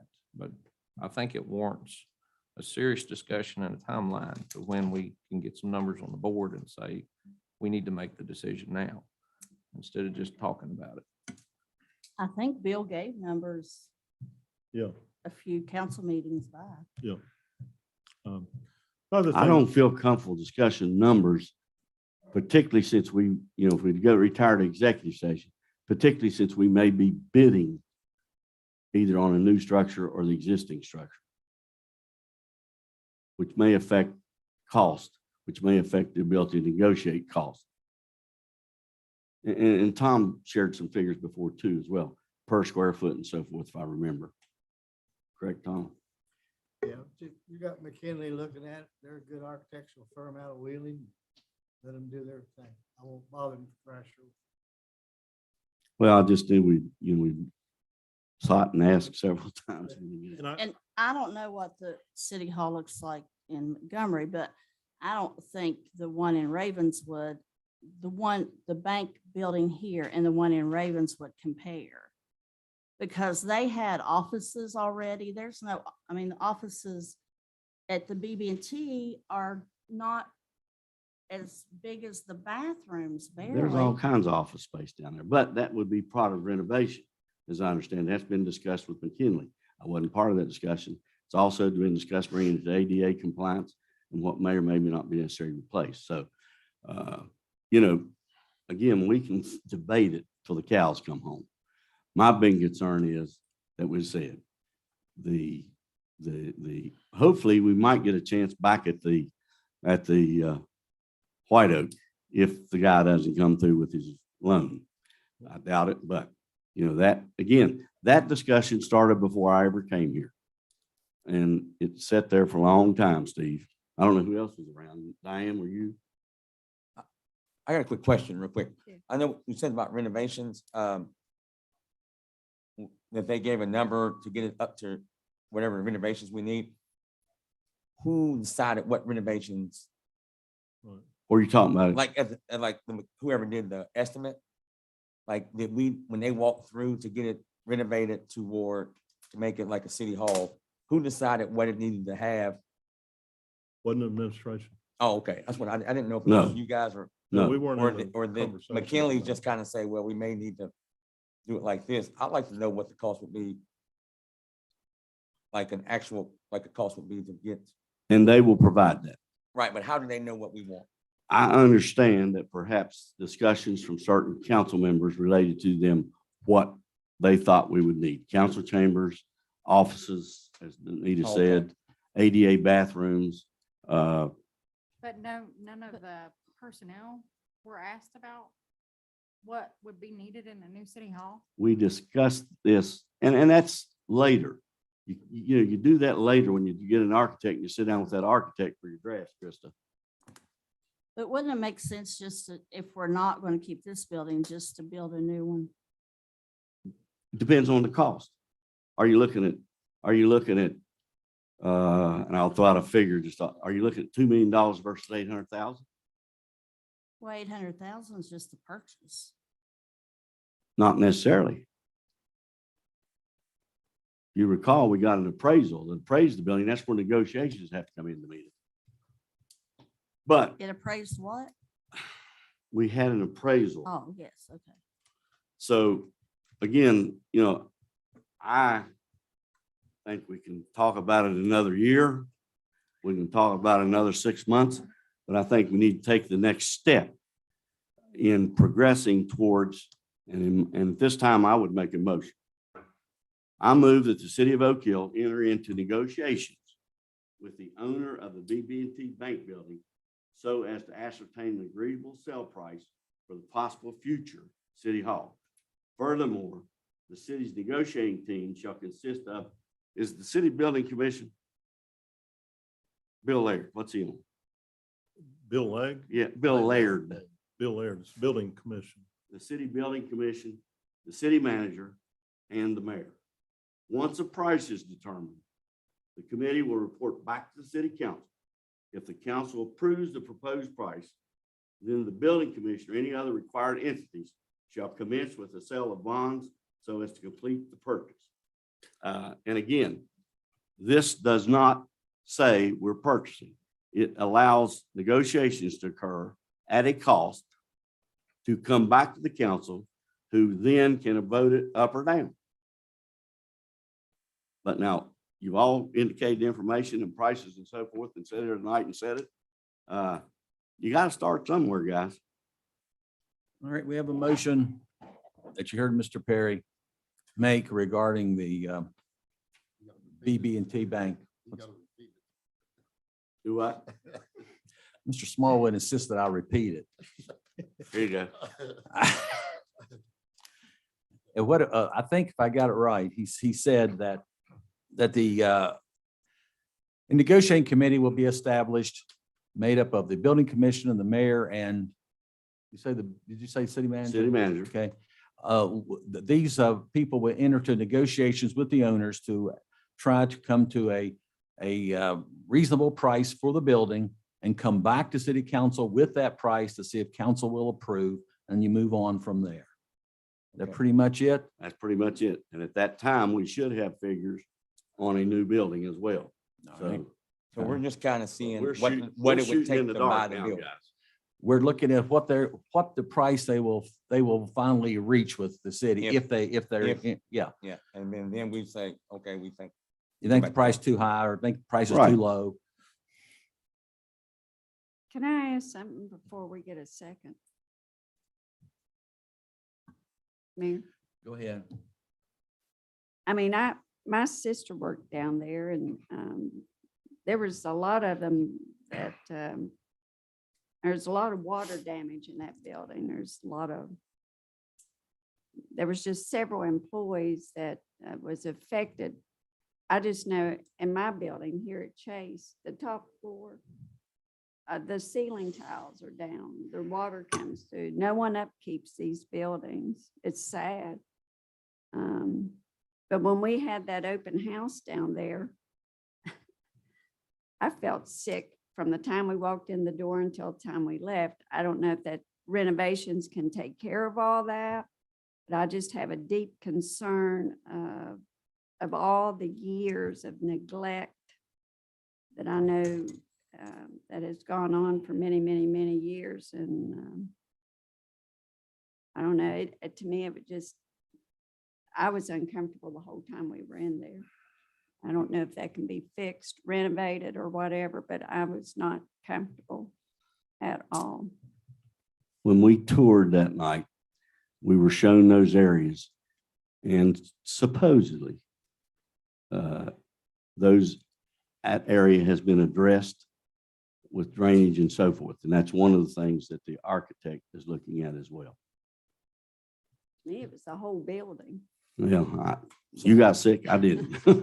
I didn't know anyone else got sick. Well, but I've known employees that have worked there that have had the same sentiments. Right. I got one It's more an question. My old, fault. old building. Sorry to hold a meeting because I want to go watch the game, but I got one more question. I was quick. Yeah, I know. I'm not trying to hold it up.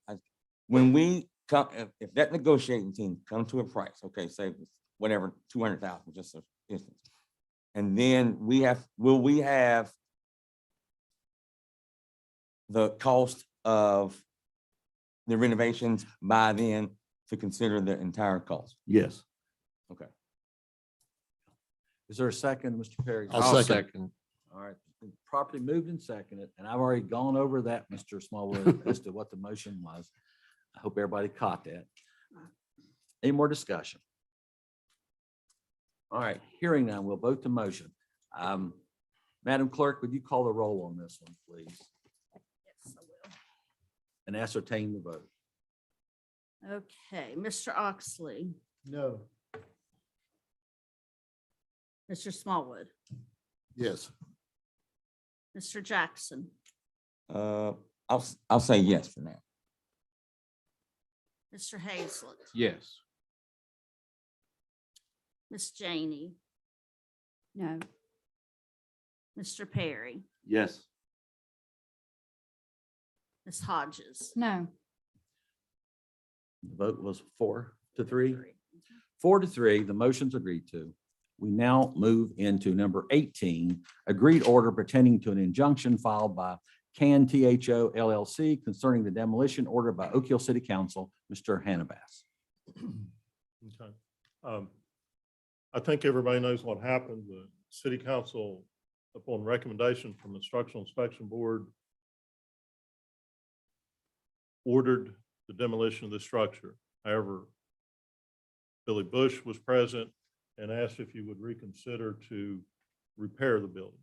And council stated that that was council's intent for the building to be repaired because demolition would lead to other complications with the building partially being maintained and occupied. So council said they want it renovated, but ordered it demolished. The owner of the property has filed an injunction through utilizing Mr. Fast, an attorney. And I've talked with Mr. Fast, I've talked with our city attorney, and the bottom line is everybody's in agreement. Everybody wants to repair the building. Council wants it repaired. The owner of the dilapidated portion wants it repaired, and the owner of the part that's been maintained wants it repaired. But it is in fact a pending order to demolish, so Mr. Fast's client didn't feel comfortable proceeding with repair. So he's filed for a temporary and permanent injunction. And he's also prepared an order that Mr. Fowle and I have reviewed. And it's titled an agreed order. And I looked at it for several things. One, I wanted a deadline on the repair. There's 6 months deadline on it. The other thing, I wanted a building permit and the building code adhered to. Building codes mentioned in here, but no mention of building permit. So that's one thing that Mr. Fowle and I are still negotiating with Mr. Fast. I don't think it's going to be a problem. I think it's just a matter of the way it was worded. And also, I think it's fair, our building code inspections, we utilize the office of the county for that. And so it's a little bit of out of our control once the inspection process starts. But I think I expressed to Mr. Fowle that I believe it's important that we notify Mr. Fast and negotiate with him about the fact that once it gets to the building code inspector, that he may require drawings. He may require drawings with an engineer stamp. That's his business and his discretion, but we should inform them of that. Mr. Fast was with the state legislature out of contact Special today, or session. we would have that done. So, but with those two small considerations, one, informing that there might be some standards set out of our control, and actually having a permit to trigger the code inspections.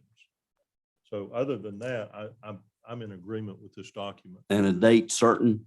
A date certain, I don't know if it's date certain or time certain. I'm sorry, I didn't hear. Let me try to find I know that's in here.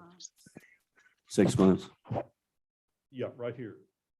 6-month time period is agreed, given it is currently the middle of winter, et cetera, et cetera. So starting when? When this At the document- time of the signature? Yes, And sir. that's your recommendation, that's Mr. Fowle's recommendation? Yes, sir. I move that we accept the recommendation of the city manager in cooperation or conjunction with the city attorney. I'll second that motion. Properly moved and seconded. Any discussion? Hearing none, we vote the motion. All those in favor, signify by saying aye. Aye. Those opposed, no. Motion's agreed to, 7-0. Which now moves us down to the department reports and council comments with possible action. All right. Police chief, please. You want the, Mayor, I would move that we accept the reports as written that we've already agreed to at this point and entertain only question and answers. I second that. properly moved and seconded. Any discussion? Will, we had an enthusiastic second from Mr. Jackson. Yes. We'll I trust we'll you. vote the I motion. read the reports. And Well, but- entertain questions. We'll vote the motion. All those in favor, signify by saying aye. Aye. Those opposed, no. Motion's agreed to. We will simply ask questions from the written report from the three department heads.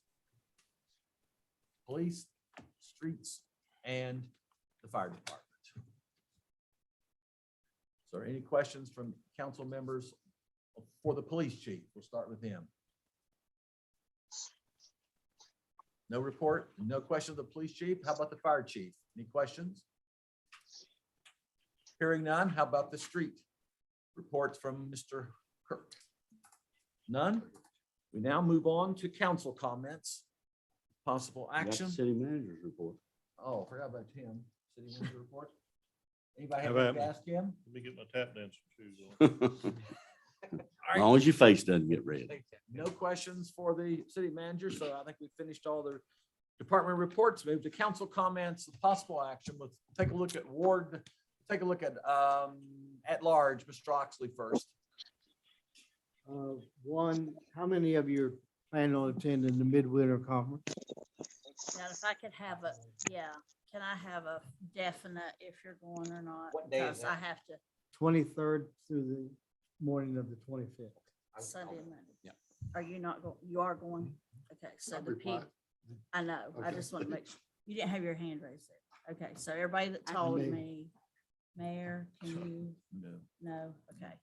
So I've got all of you Okay. already. I didn't ask it for that Thank you. purpose, but it's good to know. The reason I ask is, two of the things I think we need to, and David, you're very familiar how this works. There's two things that we really need to lobby for as municipalities.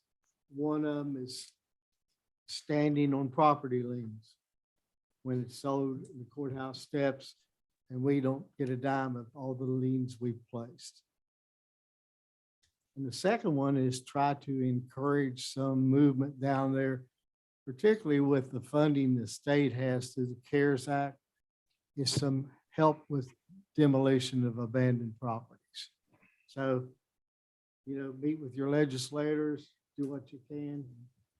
And I wasn't kidding about that James Ellis plaque. I think if we don't get that soon. Make our own. make We'll our call own. tomorrow, Charlie. I contacted him today. Randall, No, No, I contacted, Monroe, no, McGrew. McGrew. McGrew. Right, and he's checking for us right now to make sure there's no Well, it's delay. just Where been his word was, I'm gonna see where that's queued in the process. Bill, the Office of Minority Affairs, Jill Upson can have an effect on that as well. Right, and we are still well within the time period that they told us. So it is not late. Oh, okay. Yeah.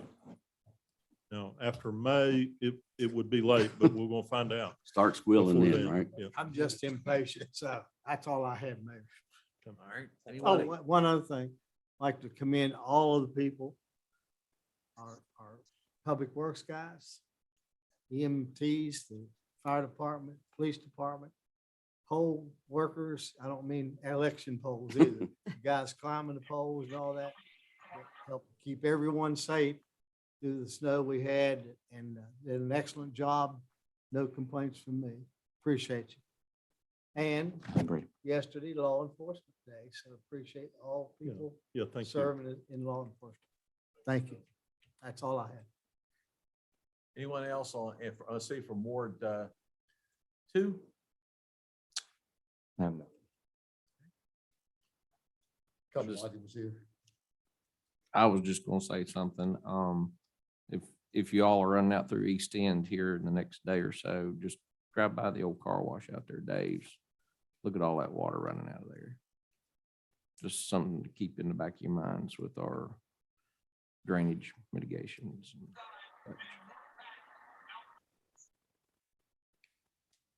Smallwood? Yeah, so back to the recycled boxes of bins. Are we gonna do that? Well, I tell you, it's funny, I think Mr. Perry sent some things that you had addressed as well to my office. And some months ago, not too many months ago, about 3 months ago, I sent an article to all the council about, is this the end of recycling? I'm gonna get beat up for saying this publicly. I'm a big enough man to take it. I know I'm gonna get criticism. You all are gonna get criticism for what I'm about to say. The bottom in the price that dropped through the bottom on recyclable goods, you can't sell them. So to separate plastic and bottles and aluminum cans makes us feel good. And we can collect those in a recycle bin and take them to the Raleigh County landfill. And they are going to be dumped in our landfill. Okay. It says it here, and I've had conversations with the Raleigh County Solid Waste Authority. Now, we can get the bins back. I checked on that. For a while, they were saying we couldn't even get them back because of the pandemic. We can get them back and we have to pay for it. So we go through as individuals, we go through the exercise of separating recyclables. We drive them to the bins, we put them in the bins, and they go in the landfill.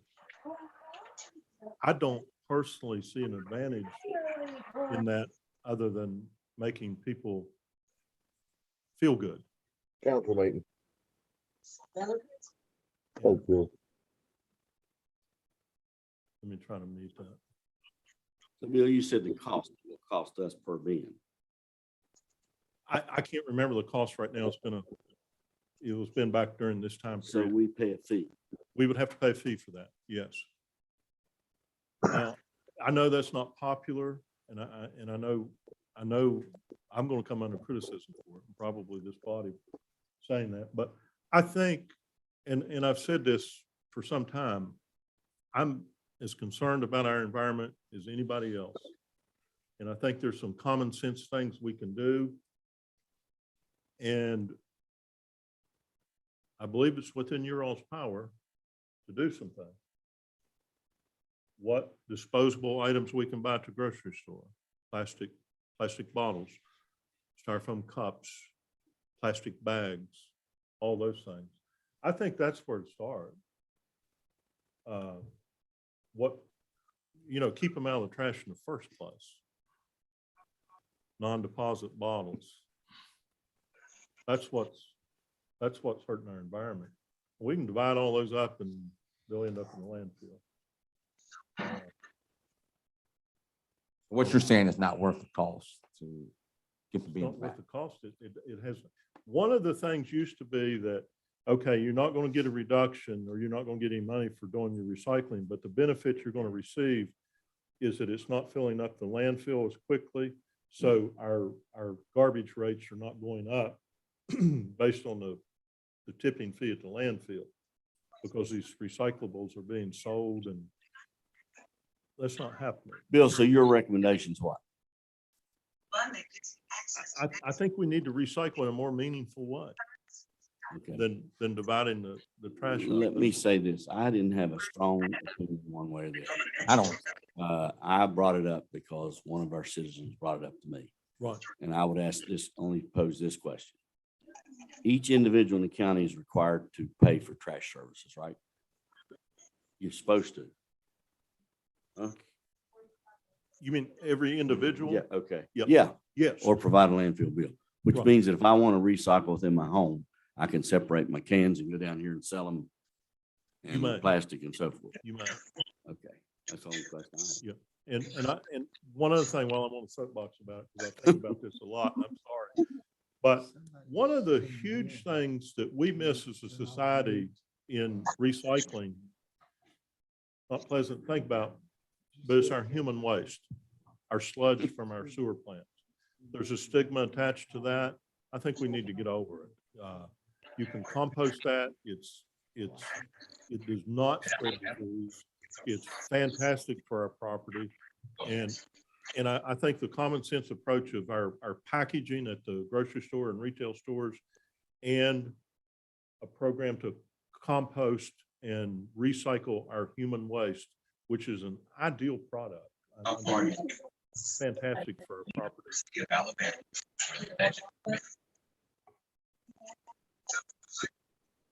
So, So- no. Moving right along. Okay, and I'm sorry, I mean, I don't mean Don't to apologize. get on the soapbox, but I think there's smarter things we can do. And I don't think any of us had a strong opinion one way or the other. Again, it was something that was Right. said to ask No, about. I get asked a lot too, and the chief does too, because they were down. That was a disaster down there. Because it was everywhere. What in the world is that?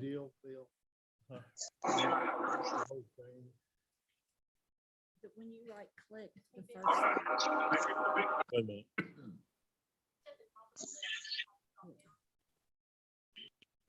Right there. Right there. There we go. What There we was go. it? Thank you. Okay.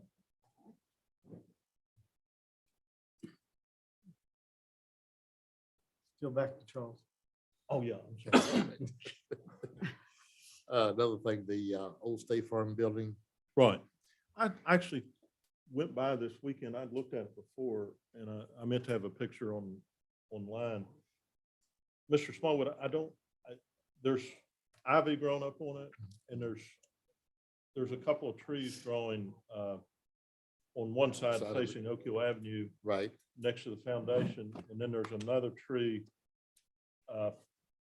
facing Lewis Street. But I don't think in looking at it that there is a code violation. I don't think. Now, Bill Light keeps better tabs on what's a violation or not. I know it's been some time, but I can get him on that too. And he just got back, by the way. He's worked for a week. He's back on duty.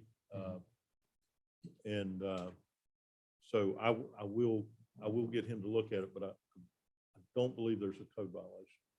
And I'm looking at or about to look at a picture of it. It's just, you know, it's just And it is- vegetation growing all over top of it. Who owns that? The one tree has been trimmed to keep it out of the power lines. It's growing right there too. Mhm. I see that. You see the roof, maybe, Oh, you think the roof's falling I in? don't know. Oh, okay. To me, it looked like that. I can see the gutter in this picture. And there is snow up on top of it, over top of the ivy. But other than possibly not being able to see the roof, it looks like it's in sound condition. Who owns that building?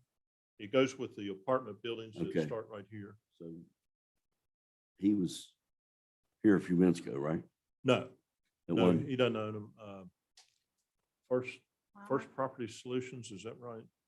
I think that's what it Yeah, is. First Course- Property Of Solutions. course, you said you, Mr. Fowle, going to look at it or discuss it, The, what you just said a few minutes ago, I think. the old State Farm Yeah, building. yeah.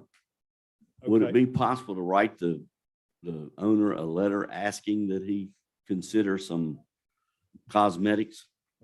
I can ask him. I can't tell him. I but- understand. Yeah. That's what I'm And they saying. are doing some work on this building. We finally, did, you know, in we this did series. propose 3 or 4 months ago, to do better letters. Fowle said that was okay. He was here that night. Yeah. When they tell you to take a hike, I don't know what you tell You know, them then. you say thank you. I appreciate your Yeah. time. So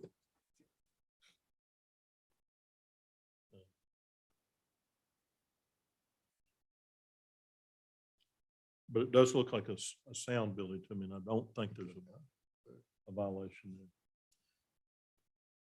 there. The sewer bill collections. Uh-huh. People's, well, they've asked me about, they go buy a money order and then send it in to you. Is the building open for that? To pay sewer bills? There's about 6 ways to pay your sewer bill, and you're welcome to, yeah, there's about 6 ways to pay your sewer bill. I can go through them if you want. please, Okay. quick. Oh, I will. Oh, no, it's not gonna be quick, but I'll go through it. There's a Dropbox out here. Okay, there's one way to pay your sewer bill with a check or a money order. Okay. You can pay through your bank. That's the way I choose to do it. There's no fee for either one of those. Okay. You can pay through our website. There is a fee associated with that. You can click onto the website, the oakhillwv.gov website. Is that $1.50? It depends on the amount. How much? It depends on the amount of your Bill? sewer bill. Okay. You can call in with a credit card. Okay, the phone number's on the front door out here, the sanitary board. Is there a fee for that? I think there is if you call in with a credit card. 2%, 3%. Right. How much? 2 or 3%. 2-3%? Yeah. We have a new system that over 100 people have signed up this month, as a matter of fact, that you can still receive your bill, but it will tell you on the bill that your account that you've indicated you want it debited from, it will debit the exact amount of your sewer bill. Okay, there's 5 ways. Am I leaving? Slide on the door. Yeah, there's 2 drop boxes, but I said drop box a minute ago. Is there a 6th way? Mail it. You can mail it. There's 6 ways. No, I got 6. I said I like had the 6, 7th. and I have 6. We are more accessible than, I mean, let me ask you how you pay your sudden bill. How pay what? How you pay your sudden link bill, how you pay your water bill, how you pay your gas bill. how you pay your electric bill, how you pay your garbage bill. We're better than that. So if someone doesn't have a checking account, How do they pay their water bill, gas bill? Yeah. Now, And go to the post office and get a money order. They can And go pay to for it. Comac and get a money order. the And same pay way they for it. pay their Suddenlink bill. Now, Now, and let me, we'll go ahead. no, go ahead.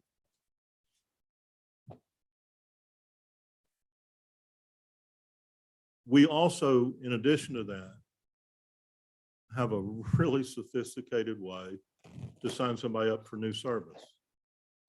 Okay? You can call in. We'll do it for you. You can get online right now and sign up for new sewer service. And Through a computer. yes, but I said you could call in. I heard you.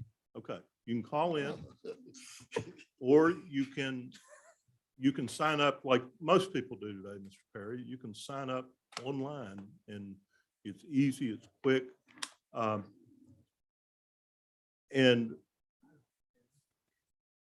I think that we offer more services than any other utilities that I listed. We put a lot of thought during the pandemic into closing Oak Hill Sanitary Board office. Ms. Vaughn sits back here on the back row. She manages that office. You will not find a more professional employee anywhere than Ms. Vaughn. And my last and final and most important point, this is a matter for the Oak Hill Sanitary Board and not City Council.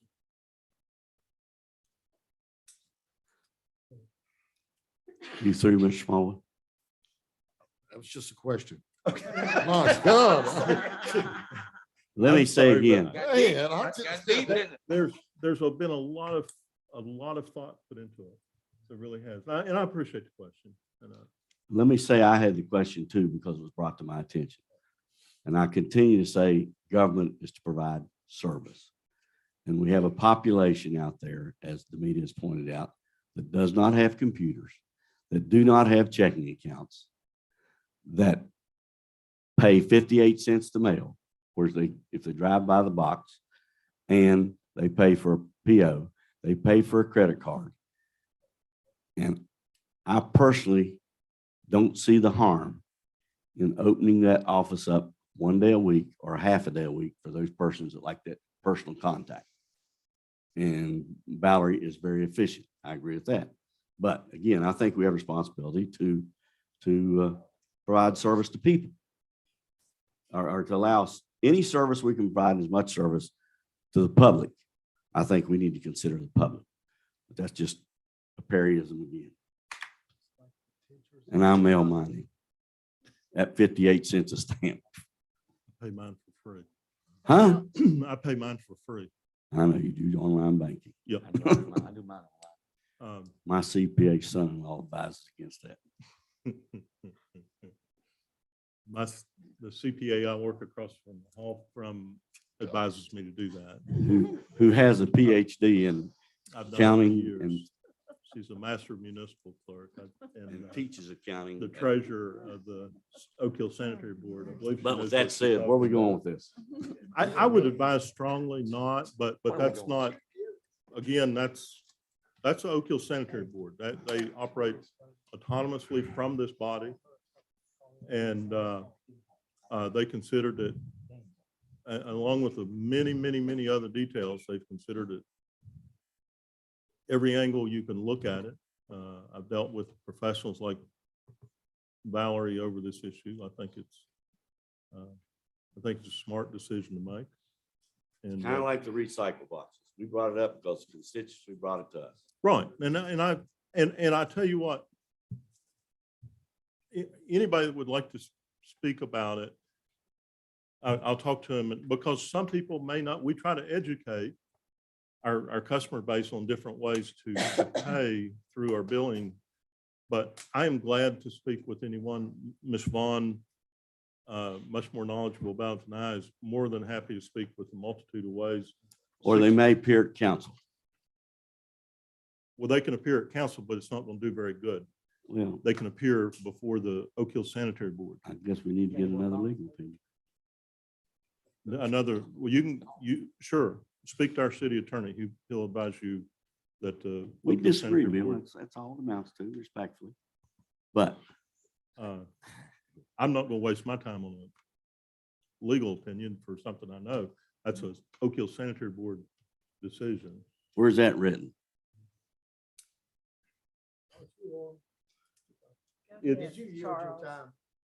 It's in the, it's a board, Mr. Perry. It's a board. If you want, Bill, we are a council representing the citizens of Oak Hill you are, with certain standing to take certain positions. you are, But we can have that in debate but another you're- time. You're talking about the sanitary board. You're not talking about city council. And it's beyond the city council.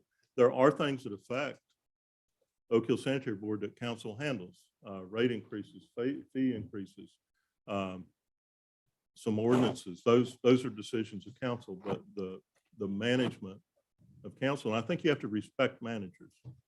They administer your policy and with professional information, with knowledge, and that's a decision of the Oak Hill Sanitary Board.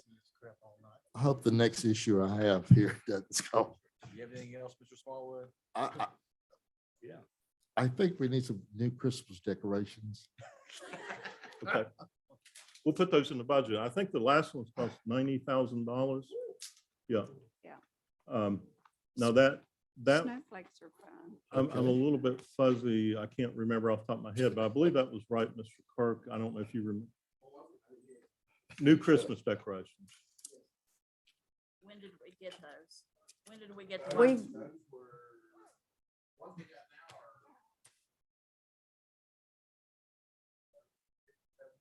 yeah, when we voted on that, it was 90,000. Yeah, that's what I thought.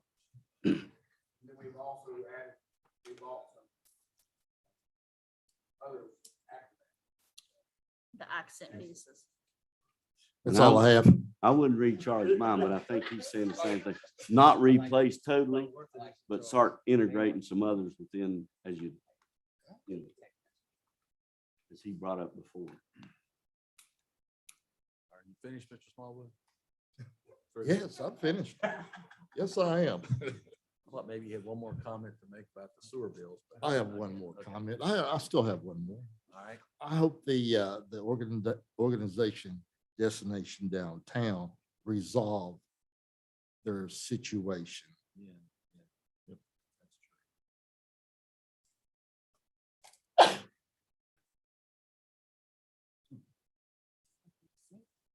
All right, Ward 1, Ms. Janey. I just want to echo Tom's remarks on the police department, and public works and fire department. We couldn't make it in this town without you guys and your department and your loyalty. And I just want to say thank you very much. And on behalf of Destination Downtown, I hope that's resolved to a manner, because we need that too in our area. We need people to be for the city of Oak Hill. So I hope that gets helped out somehow. Ms. Hodges. Nothing, Mayor. Mr. Perry. Mayor, I had a 15-page list. I had a very spirited discussion with the city manager. Of that 15, most everything was satisfied and resolved to both of our satisfactions, but I have three things. One, we talked probably 6 months ago since Steve brought up the car wash. At that time, we discussed setting up a meeting with Department of Highways, but I understand you've addressed that, Bill, that we're proceeding with some possible action. Yes, yes and no. Yeah, I mean, it's a little bit of a discussion, but yeah, I did address it with West Virginia Department of Highways. And they claim that no harm, no foul, that they're not involved in it anyway. I corresponded with, at that time, he's retired now, but recently retired, Mr. Cole. And they take no responsibility for that. I disagree with it a little bit. And the problem still lies in the fact that there is drainage going underneath Means Lumber, 24 inches. On the other side of the road, our nearest culvert is 36 inches. So it's hard to, I don't know what to do. And that drainage that we would meet up with the 36 inch is on the other side of Main Street. And we're going to create a choke point. So did I understand you say you had an engineer looking at it? We do. We have an engineer looking at it right now. Do you anticipate a time on that? Hopefully next month I'll have something. Thank you. resolved for Thank you. you. Thank you. The other item I would bring up is that streetlights, and you and I discussed that. When you remember the tornado, the hurricane, or the derecho PCB came, Bank, yes, right. there's a dark spot there from the top of Minden Hill through to about what's the pizza place out there? Caesar's. Little Caesars. It Little doesn't go Caesars. that far.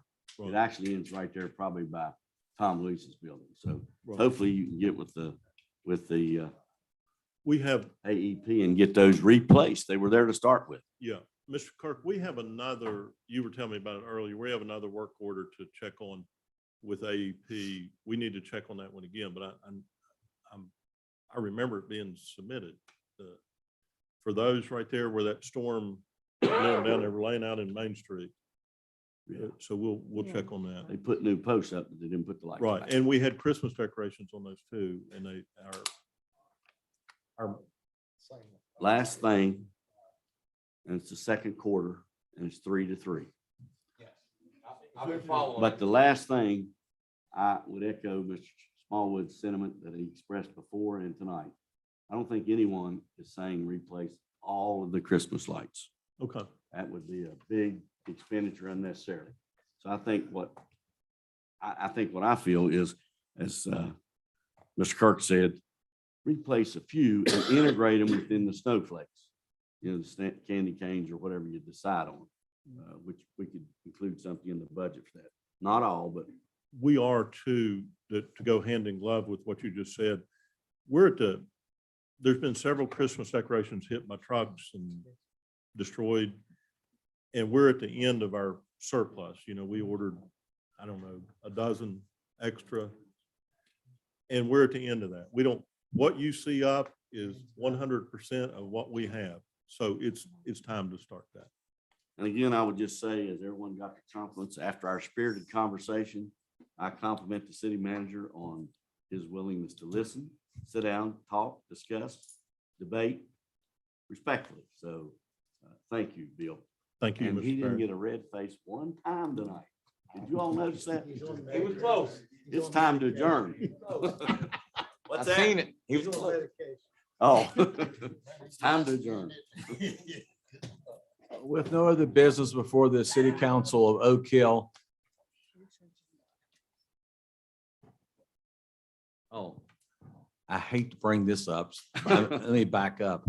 Any future agenda items from the council? Hearing none, I agree. Email Bill if you got future. I- Or call him. The only item was the 2-month meeting that we said we'd talk about, discuss.